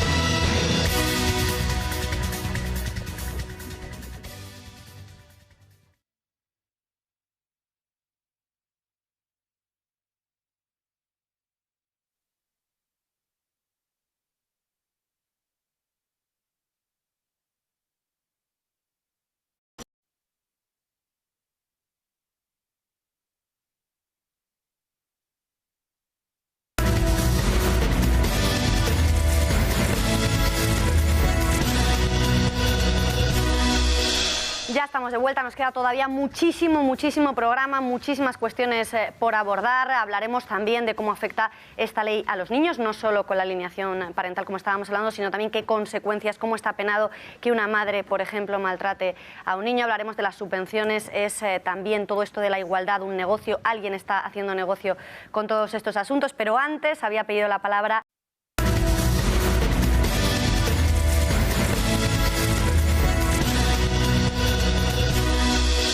Ya estamos de vuelta, nos queda todavía muchísimo programa, muchísimas cuestiones por abordar. Hablaremos también de cómo afecta esta ley a los niños, no solo con la alineación parental como estábamos hablando, sino también qué consecuencias, cómo está penado que una madre, por ejemplo, maltrate a un niño. Hablaremos de las subvenciones, es también todo esto de la igualdad, un negocio, alguien está haciendo negocio con todos estos asuntos, pero antes había pedido la palabra Rocío Monasterio, se la damos, Rocío. Bueno, una cosa que yo quería comentar es, por ejemplo, con los accidentes de tráfico, como estamos interesados en acabar con los accidentes de tráfico, todos los peritajes, los informes, todos se hacen volcados en darnos el máximo de información y buscar las causas de los accidentes de tráfico. Y cuando vemos las gráficas vemos por mal estado de la carretera, por alcoholismo, por problemas con pastillas, por que se despistó, porque estaba con el móvil, porque el coche era de mucha antigüedad. Cuando vemos las estadísticas de violencia de género, que es un tema que a todos nos preocupa mucho y que deberíamos hacer todo el esfuerzo en conseguir buscar las causas que provocan la violencia de género, no vemos un desglose de estadísticas que diga casos que estaban en proceso de divorcio, casos en que el agresor o la agresora son españoles, caso en que el agresor es de otra cultura distinta que a lo mejor tiene otra manera de enfocar, de otra patología, casos en que él tenía o ella un problema psicológico, casos en que había un proceso de custodia en juego. ¿Eso lo habéis visto alguna vez? No, porque eso se supone justificar, es que dicen que eso justifica. Claro. Pero si Rocío, estamos viendo en pantalla estadísticas, 2015, 60 mujeres asesinadas por violencia de género, 13 de ellas denunciaron 29 hombres. Bueno, 29 hombres, no se sabe cuántos de ellos denunciaron. 2016, 44 mujeres asesinadas, 16 de ellas denunciaron, hombres desconocidos.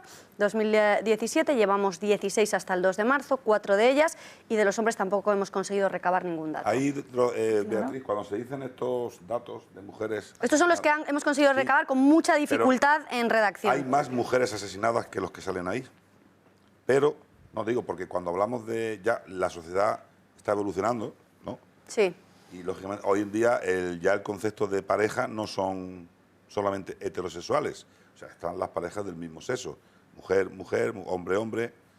Entonces, hay más mujeres asesinadas que pueden ser por parejas mujeres, pero esos no interesan y no salen. Eso no se contabiliza. Pero también hay hombres asesinados, Sí, pero al contrario, que tampoco se dice. En Sevilla hubo un caso terrible, que además yo pude acercarme a gente cercana, terrible, de una chica asesinada por su pareja, la pareja era mujer, y eso no ha salido. Se silenció. Eso no ha salido en ninguna, pero el caso era pero es que terrible. es intencionado no dar los casos de hombres asesinados en el ámbito familiar. Claro. Es que a partir de una fecha se decide no dar. Del 2006. Y luego, claro, hay otra cosa adicional. ¿Por qué se decide silenciar esto? Porque aquí lo que se tiene que enfocar todo es en que el hombre es el maltratador. Nunca se puede decir que la mujer ha maltratado a un hombre en el ámbito doméstico. Pero esto existe, más grave aún. ¿Cuántos niños murieron a manos de sus padres o madres en el 2016? No se puede decir porque es un varón 17. el niño. Claro, no se puede contar. De hecho, nosotros, en Vox, fuimos a una manifestación el 7 de noviembre, violencia de género, con un cartel que decía la violencia no tiene género, y decíamos protección para los niños, protección para las niñas, protección para las mujeres, protección para los hombres. ¿Y sabéis lo que pasó? Sí. Que nos cayó una horda de gente a agredirnos, y iban mujeres maltratadas con nosotros detrás de la pancarta. Nos tuvo que proteger la policía. Es decir, en una manifestación contra la violencia de la mujer, mujeres fuimos agredidas por hablar contra la violencia. Esta gente, pero esta gente de verdad es la que va a acabar con la violencia, la que agrede al que dice que hay que proteger a las niñas, a los niños, a las mujeres y a los hombres. Ese es el talante de los que quieren acabar con la violencia. Sí. Giovanna, me gustaría ahondar en eso que apuntaba ella un segundo, sí, de los niños que son maltratados, que no se puede saber el dato porque como son niños también se oculta. ¿Me estáis diciendo que en España no se puede saber si un niño es maltratado? ¿Cuántos? No, oficialmente no. Tiene que hacerse a través de un observatorio, a través de las noticias. De prensa local, la mayoría. En prensa, pero no hay estadísticas oficiales, gubernamentales, de los niños muertos. Y luego solo de las mujeres. Claro, otra estadística tremenda. Nos están contando que España es un país machista. ¿Lo oís? Desde todos los políticos que no dicen es, el machismo. Que no es verdad. No, pero un momento, no. Y el heteropatriarcado en España.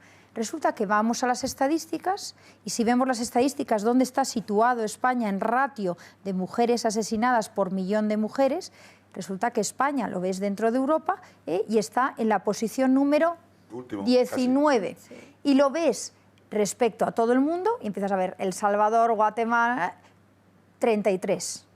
33. O sea, en Europa tenemos por delante de nosotros a Eslovenia, a Finlandia. Noruega. ¿Alguna vez habéis oído decir en Finlandia, Francia, Finlandia es un país de machistas? No, es España, es un país de machistas. ¿Por qué se está queriendo proyectar esto en España? Porque hay ¿Qué interés hay detrás? Miles y miles y miles de millones de euros. Esto es una industria gigantesca. Esto es una industria gigantesca. Y por decir esto que estamos diciendo hoy aquí, nos van a represaliarse, nos van a apartar de tertulias, no nos van a dejar escribir sobre esto. Esto lo tenemos que tener claro. Lo que estamos diciendo hoy aquí es causa de que nos ataquen, porque lo que no se permite es discrepar de una ideología totalitaria que es la ideología de género, que es la base de todo esto. Y entonces, en vez de ser el interés acabar con la violencia, en vez de ser el interés proteger a las mujeres realmente maltratadas, en vez de ser el interés proteger al menor, el interés parece ser que es otro.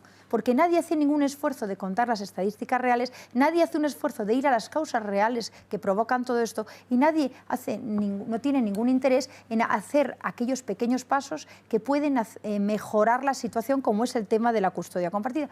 Ningún político, excepto los de Vox, tienen interés en esto y esto lo he comprobado, Entonces, esta es la tristeza de la situación, que vemos algo gravísimo, que nos preocupa muchísimo y es más, lo peor todavía, estamos ahora entrando a los colegios con campañas a educar a los jóvenes, a las niñas, a decirles que los hombres, los varones son maltratadores por naturaleza. Y entonces hoy en los colegios se les dice a las niñas, campañas de 0-16, si tu novio, tú estás cenando con tus amigas una noche del viernes y tu novio te dice, oye, te voy a recoger en el coche para que no vuelvas sola a casa, te espero fuera, un novio que se preocupe porque no vayas de vuelta a casa a la 1 de la mañana sola, eso resulta que es maltrato psicológico. Si tu novio te dice, esa falda no te queda muy bien, oye, que pues un comentario que te puedes tomar mejor o peor, pero a lo mejor es porque efectivamente no te queda muy bien, eso no es maltrato psicológico.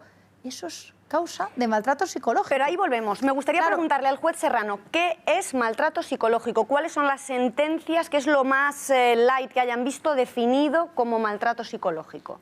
Es que, como lo está diciendo, si es que eso está en los catálogos, en las directrices que se dan desde esas políticas, desde el Instituto de la Mujer, entra todo. O sea, tú me controlas el móvil, no permitas que te controle el móvil. Oye, ¿y si tu novia te controla a ti el móvil como varón? ¿Por qué las preguntas que se hacen en esas estadísticas, en esas encuestas, esas mismas preguntas para determinar lo que es maltrato psicológico, no se le hacen también a los hombres?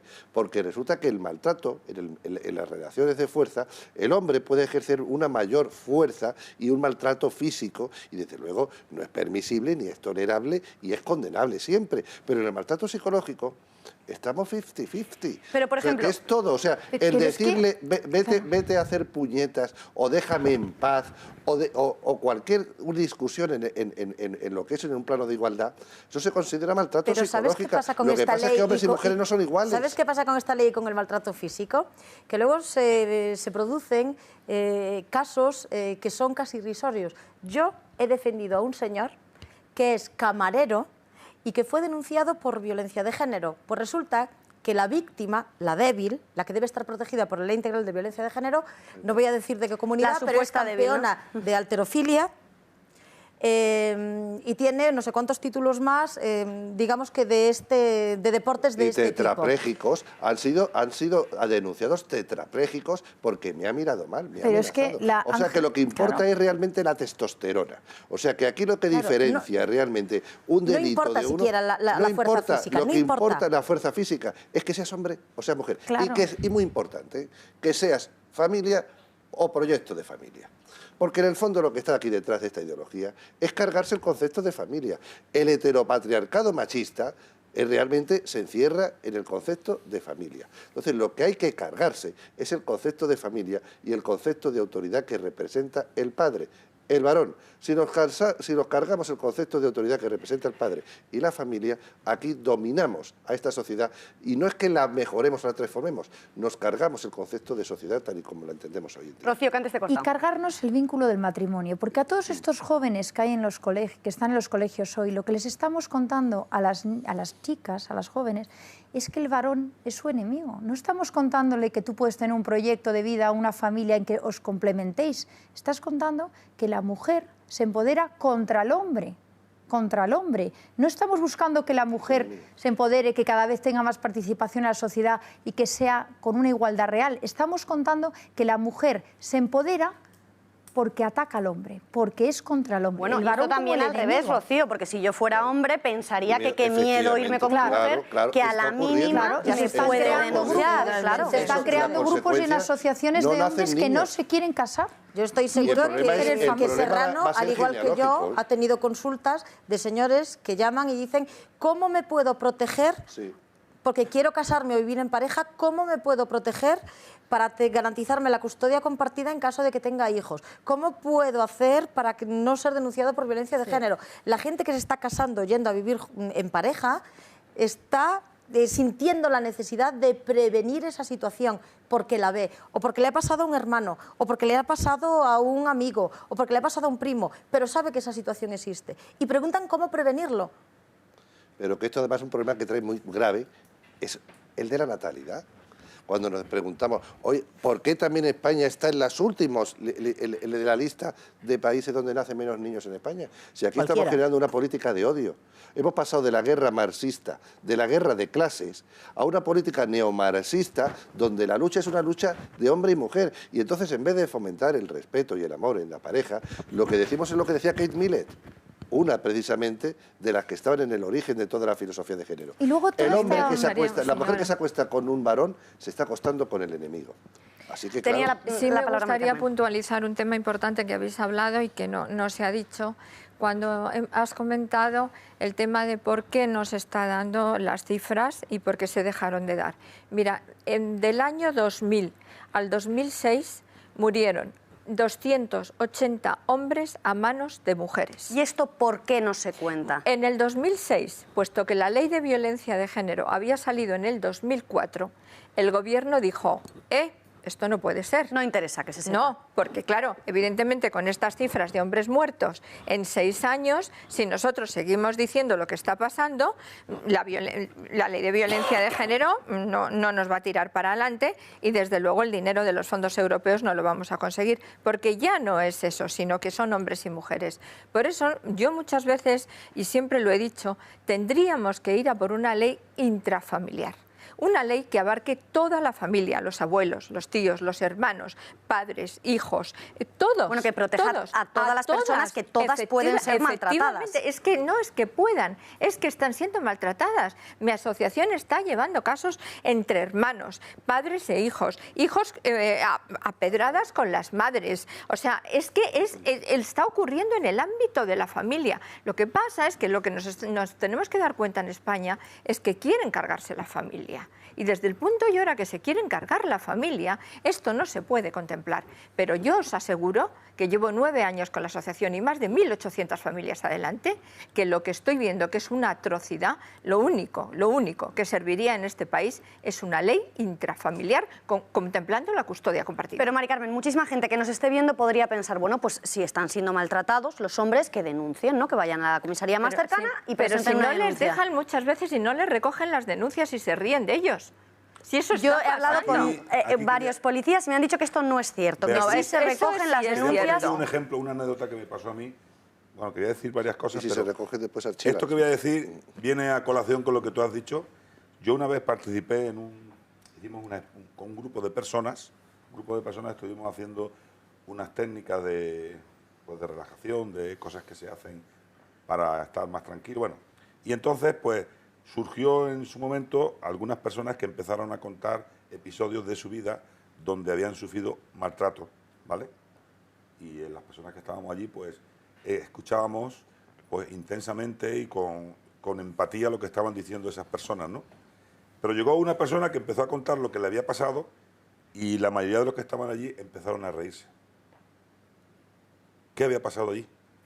Que esa persona de la que se reían era un hombre. O sea, un hombre empezó a contar delante de otras personas que había sido maltratado y se reían de él porque otra de las cosas que tenemos que cambiar, parece que no está bien aceptado que un hombre pueda ser maltratado o que un hombre tenga los mismos sentimientos que los tiene, lógicamente, que una mujer, si es que somos iguales. Me viene a la cabeza una noticia publicada en La Gaceta hace un par de semanas en la que unos agentes de policía fueron a dar una charla a un colegio y denunciaron pues que también existían hombres maltratados y esos agentes de policía han sido denunciados por los niños, por los profesores, por todos, de machistas.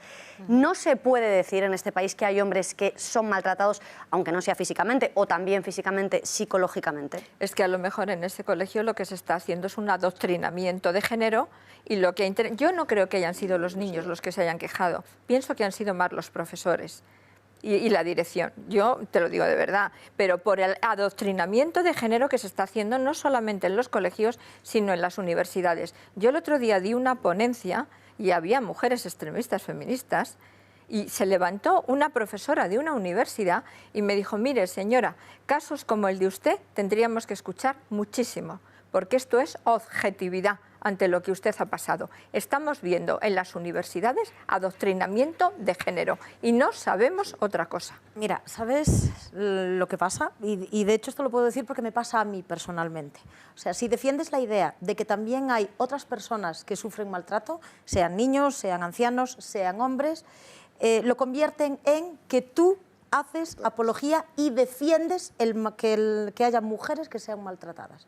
O sea, a mí por defender, sí señores, existen mujeres maltratadas. Ni lo niego ni lo negaré nunca, porque el ser humano es una realidad. Es violento. Pero también hay hombres maltratados y niños maltratados. Y me dicen, lo que estás haciendo hace mucho daño a las mujeres maltratadas y lo que estás haciendo es apología de la violencia de género. Yo no sé cómo hay que tener, qué arquitectura mental hay que tener para llegar a esa conclusión, pero el problema es que una parte de la sociedad llega a esa conclusión. Es decir, que podemos ser acusados hoy, aquí, esta noche, de estar haciendo apología de la violencia de género. Yo lo dudo, perdonadme, pero todos los que estáis aquí, estoy de acuerdo con vosotros. Soy mujer maltratada desde el año 73, he perdido 2 hijos, uno por una violación y otro a patadas en un pasillo, y os puedo asegurar que con la edad que tengo, todavía contemplo que aquí, en este plato, o esta noche, hay coherencia. Y ojo lo que lleva mi cuerpo. Yo, bueno, a mí me han dicho, a mí me han humillado, me han insultado. Por defender que esta ley es desigual o por ir a sitios a hablar. A mí me han educado, yo me he educado en la igualdad, yo me he educado con amigas, en grupo, en mi pandilla, con amigas. Chicos, chicas. Yo toda mi vida me he educado en la igualdad, me han enseñado a ser una persona crítica y yo personalmente quiero ser un ciudadano que contribuya a mejorar mi país y la sociedad de mi país. Entonces yo me gusta ir a sitios a debatir y a opinar. Y yo he ido a reuniones donde me han dicho, hay una reunión para hablar de la igualdad entre las personas. Y he ido, y luego pues lo que se ha hablado de otras cosas. Y yo por decir algunas cosas de las que he dicho aquí, pues me han dicho, lo que más se suele utilizar es que yo era un nuevo machista. Y también he tenido que soportar risas y cosas. O me han insultado por internet, por otro sitio.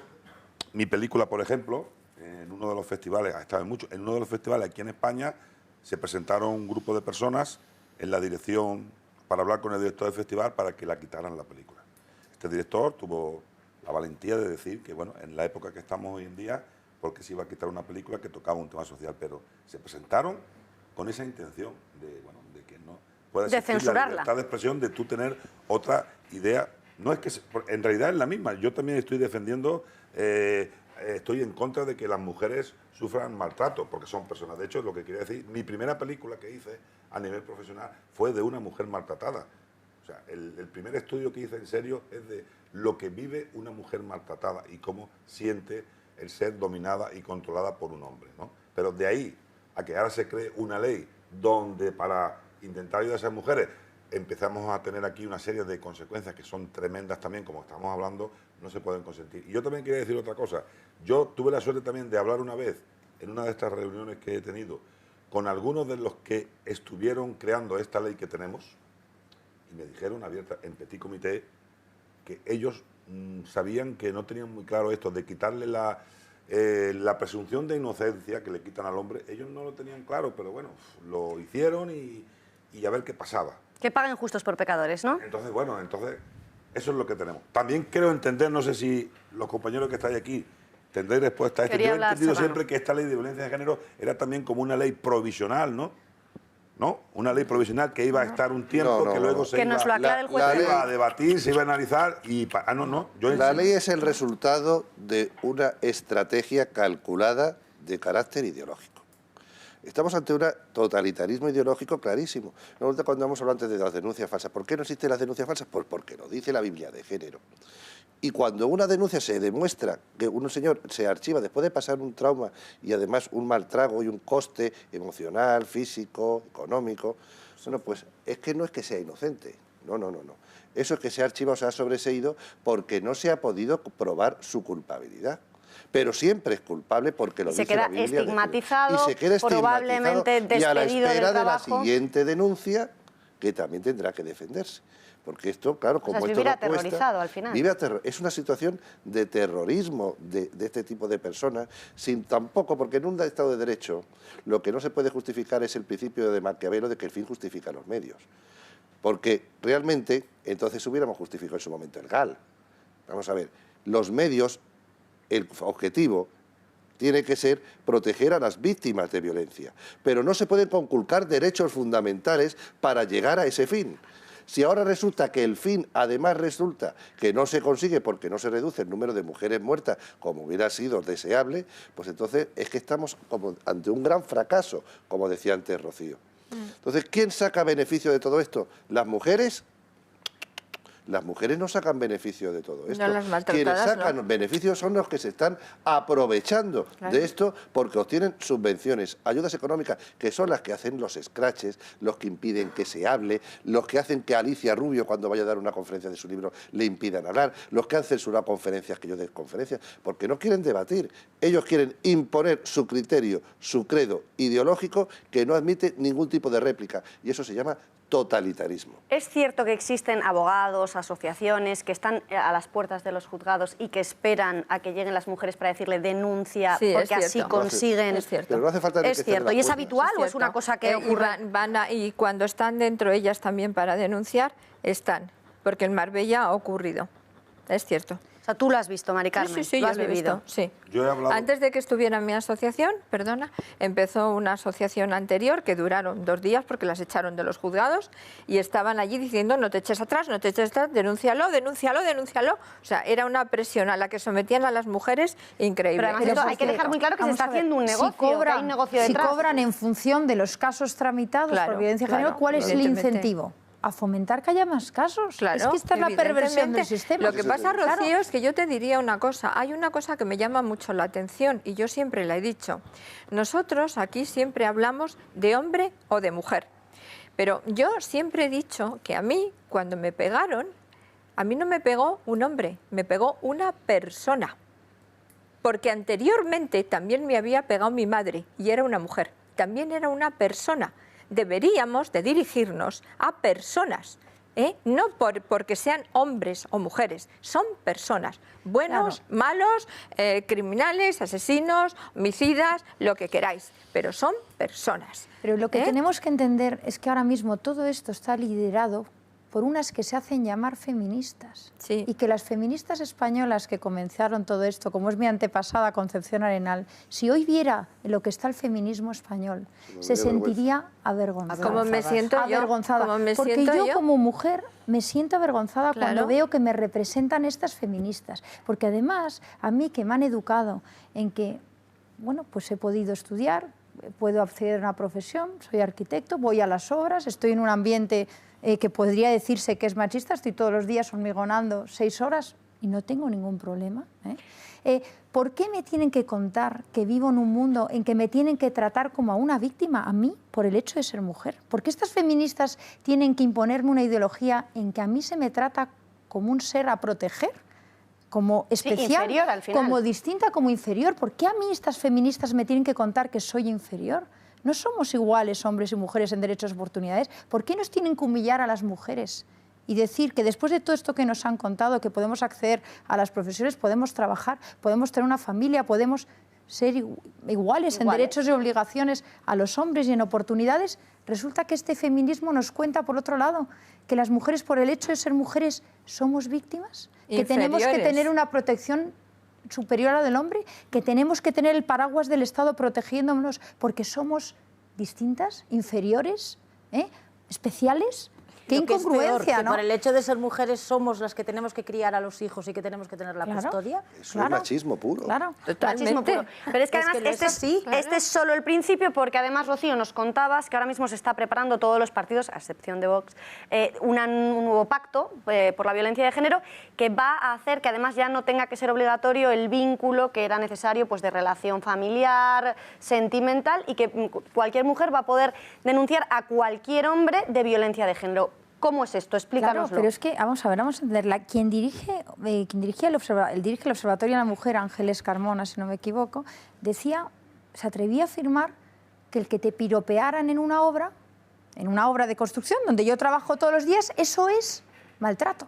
Esto es un debate. Si hubiera vínculo familiar. O sea, si yo entro en una obra, que me pasa todos los días, y alguien me dice, qué guapa vienes hoy, yo puedo ir y denunciar. O sea, aunque no me haya sentido agredida, y ese hombre automáticamente va al calabozo. Bueno, así, esto es lo que nos quieren ahora. Os sorprendería, imponer. este debate lo hemos tenido en la redacción muchísimas veces, como las niñas jóvenes ya opinan que ser piropeadas te puede gustar menos, te puede gustar más.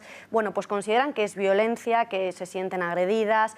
Un piropo, a día de hoy ya en España, puede decidir un juez un piropo, un comentario soez, ordinario, bueno, todas lo hemos vivido en algún momento, puede ser desagradable, pero ¿esto un juez a día de hoy en España lo considera violencia de género? Hombre, a día de hoy no. Dentro de 2 años no lo sé. Porque como resulta que esto vamos con otra vuelta de tuerca cada día, pues resulta que esto es algo increíble. Lo que estaba diciendo, lo que hemos pasado además de una concepción machista de que la mujer estaba bajo la tutela del marido, a una concepción también neomachista, que ese es el auténtico neomachismo, pero esto es el país de todo al revés, donde resulta que a las personas decentes nos llaman indecentes y a los que defendemos la igualdad nos llaman neomachistas. Pues ese neomachismo ahora es que la mujer tiene que estar bajo la tutela del Estado. Pero no se preocupe, porque esa tutela la gestiono yo, la gestionamos todas estas asociaciones que no representan a mujeres de verdad, como Rocío, como Giovanna, como Carmen. Y esas son las que lo gestionan y esas son las que obtienen todas las subvenciones, todas las ayudas y tienen todo el poder económico para decidir cuando una mujer tiene que estar tutelada por ellas.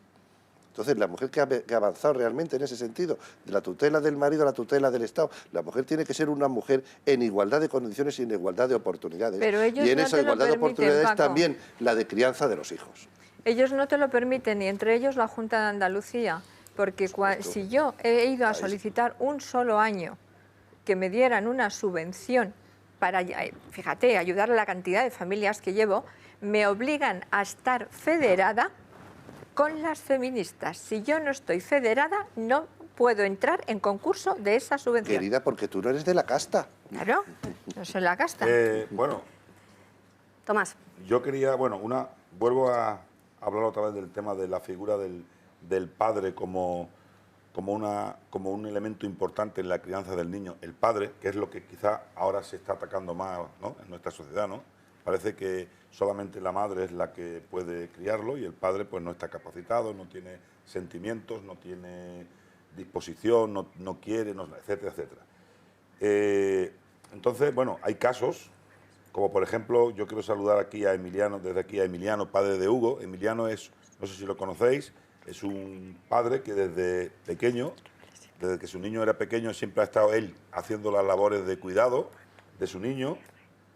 Y su mujer, pues se separaron y se llevó el niño y se ha ido a otro país, que este es otro de los problemas que tenemos también hoy en día, que son los secuestros internacionales. Y los nacionales, y los nacionales. Y, los nacionales también, exactamente, de la custodia, que se van de vivir de Canarias a Galicia y ya pues a partir de ahora ya no tienen nada que hacer. Pero bueno, existe también este caso de los secuestros internacionales y en Andalucía tenemos un caso que ha sido terrible, ¿no?, que es el de Domingo Expósito, que su pareja argentina se llevó a la niña, teniendo la custodia aquí en España, la custodia concedida por la justicia, la pareja se llevó a la niña a Argentina. Domingo fue allí a intentar conseguir traerse a la niña para acá, la justicia argentina le dijo que sí y, parecido al caso que comentaba antes Rocío, pues la expareja lo mató. Pues con utilizó a su actual pareja y lo asesinaron. Y la justicia argentina le ha concedido la custodia a los abuelos maternos.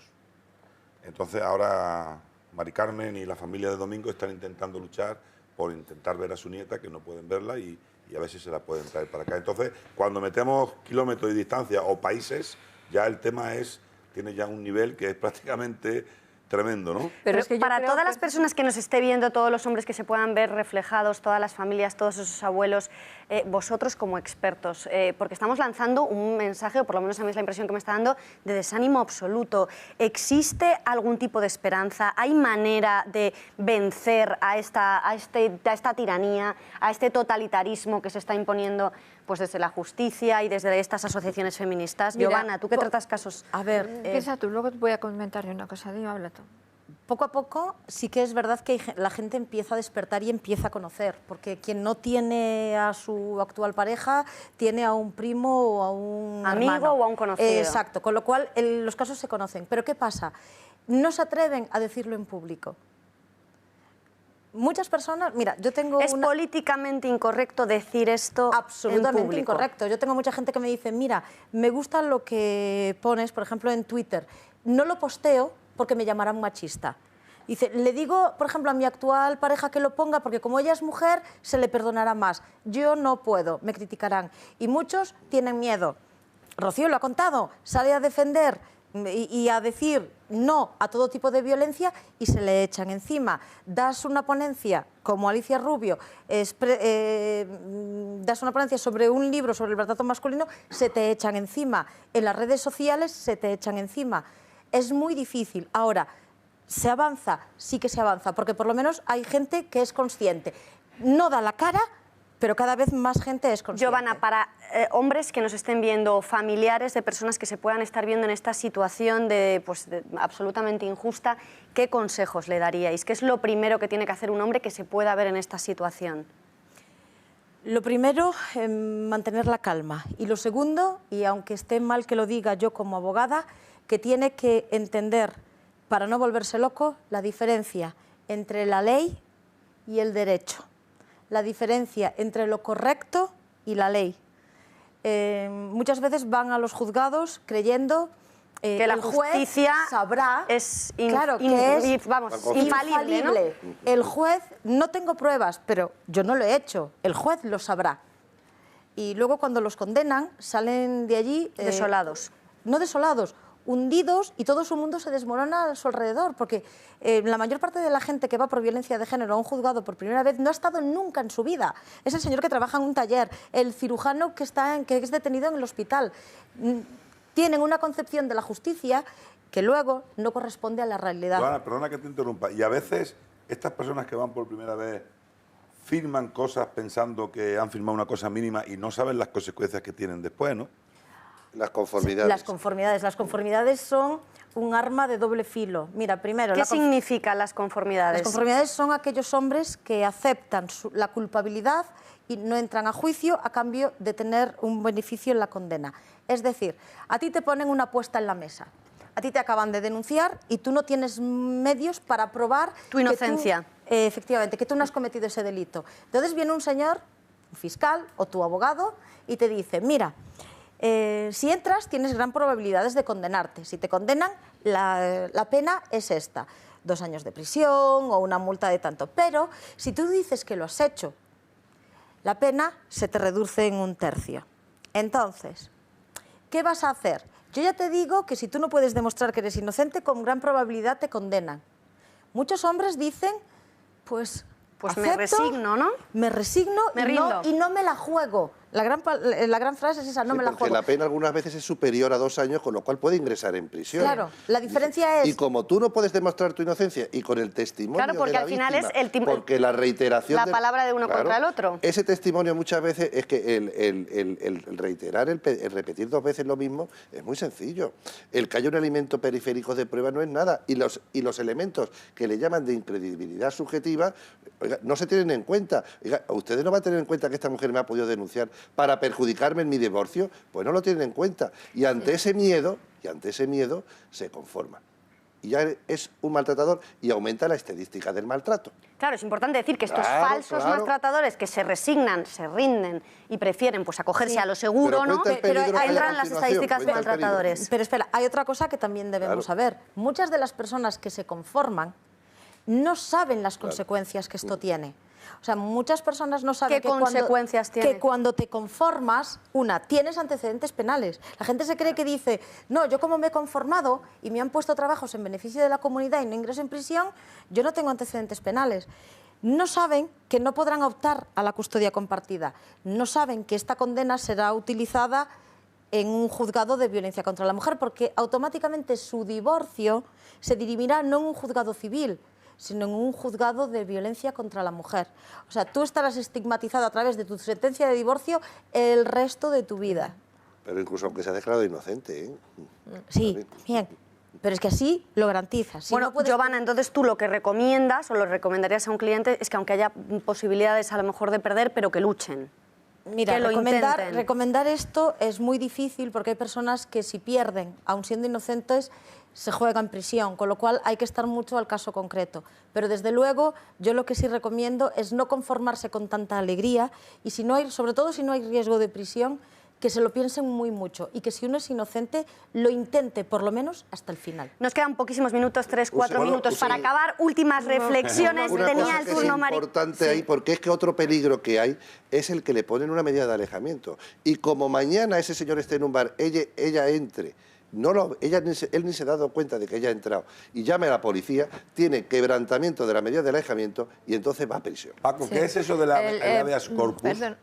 Un momento, no da tiempo, se nos acaba el tiempo. Últimas reflexiones, yo os pediría, eso sí, soluciones. Un momento, Tomás, soluciones a esta situación. Te pondría dos que creo que son importantísimas. Primero, no puede seguir existiendo un observatorio que no sea un observatorio en el cual nos den las muertes, los asesinatos de mujeres, de hombres, de niños, los suicidios. Creo que tenemos que tener un observatorio que contemple absolutamente todos, porque en este momento es injustísimo. Y por otro lado, creo que en el Ministerio de Política Social e Igualdad le faltan unas letras, que es la familia.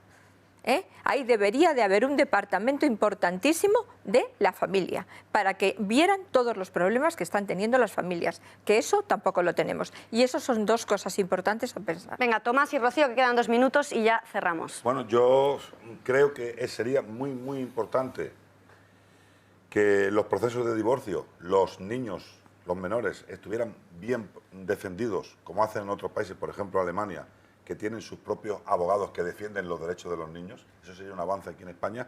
La figura del mediador es fundamental para mí. Creo que muchos casos de divorcio se podrían solucionar antes de llegar a los juzgados. Y, por supuesto, lo primero que tendrían que hacer los políticos, si de verdad quieren cambiar esto, es perseguir y castigar las denuncias falsas. Porque se ponen, casi todas las que se ponen no tienen luego ningún castigo. Y se han dado casos de denuncias falsas que se han puesto a un hombre que ese hombre ya había fallecido. Rocío. Y no ha pasado nada.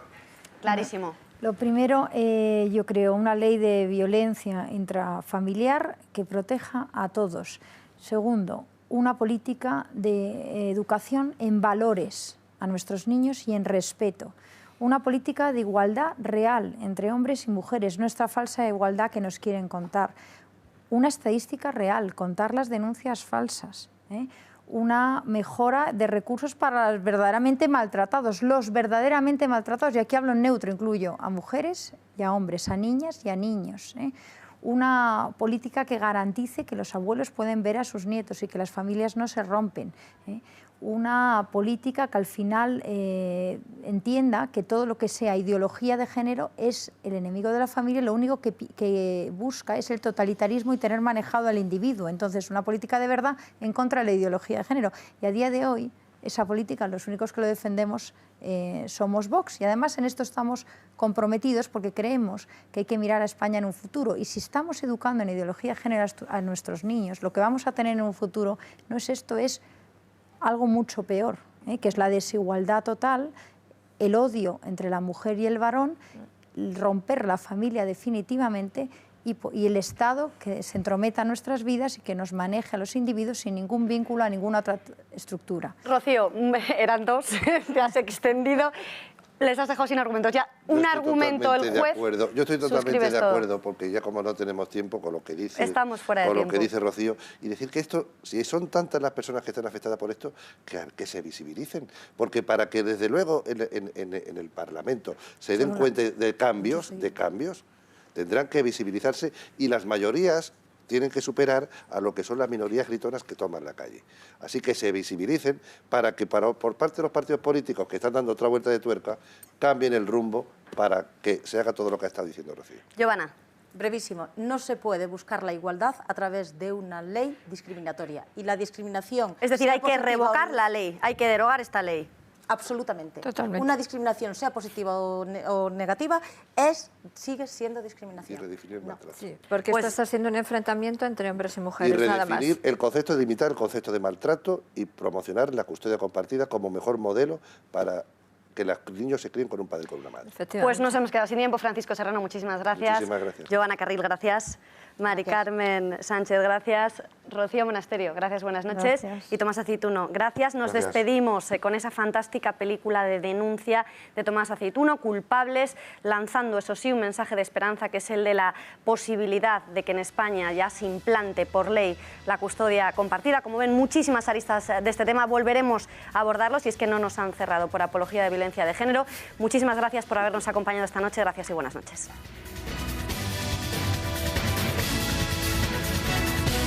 Ya no tengo miedo. Estoy con papá muy contenta. ¿Sabes una cosa? Papi no me odia como tú me decías. Él me quiere mucho y me cuida muy bien. Mami, no me importa que tú y papi estéis divorciados. Yo solo quiero que cuando te pongas buena, me cuidéis entre los dos.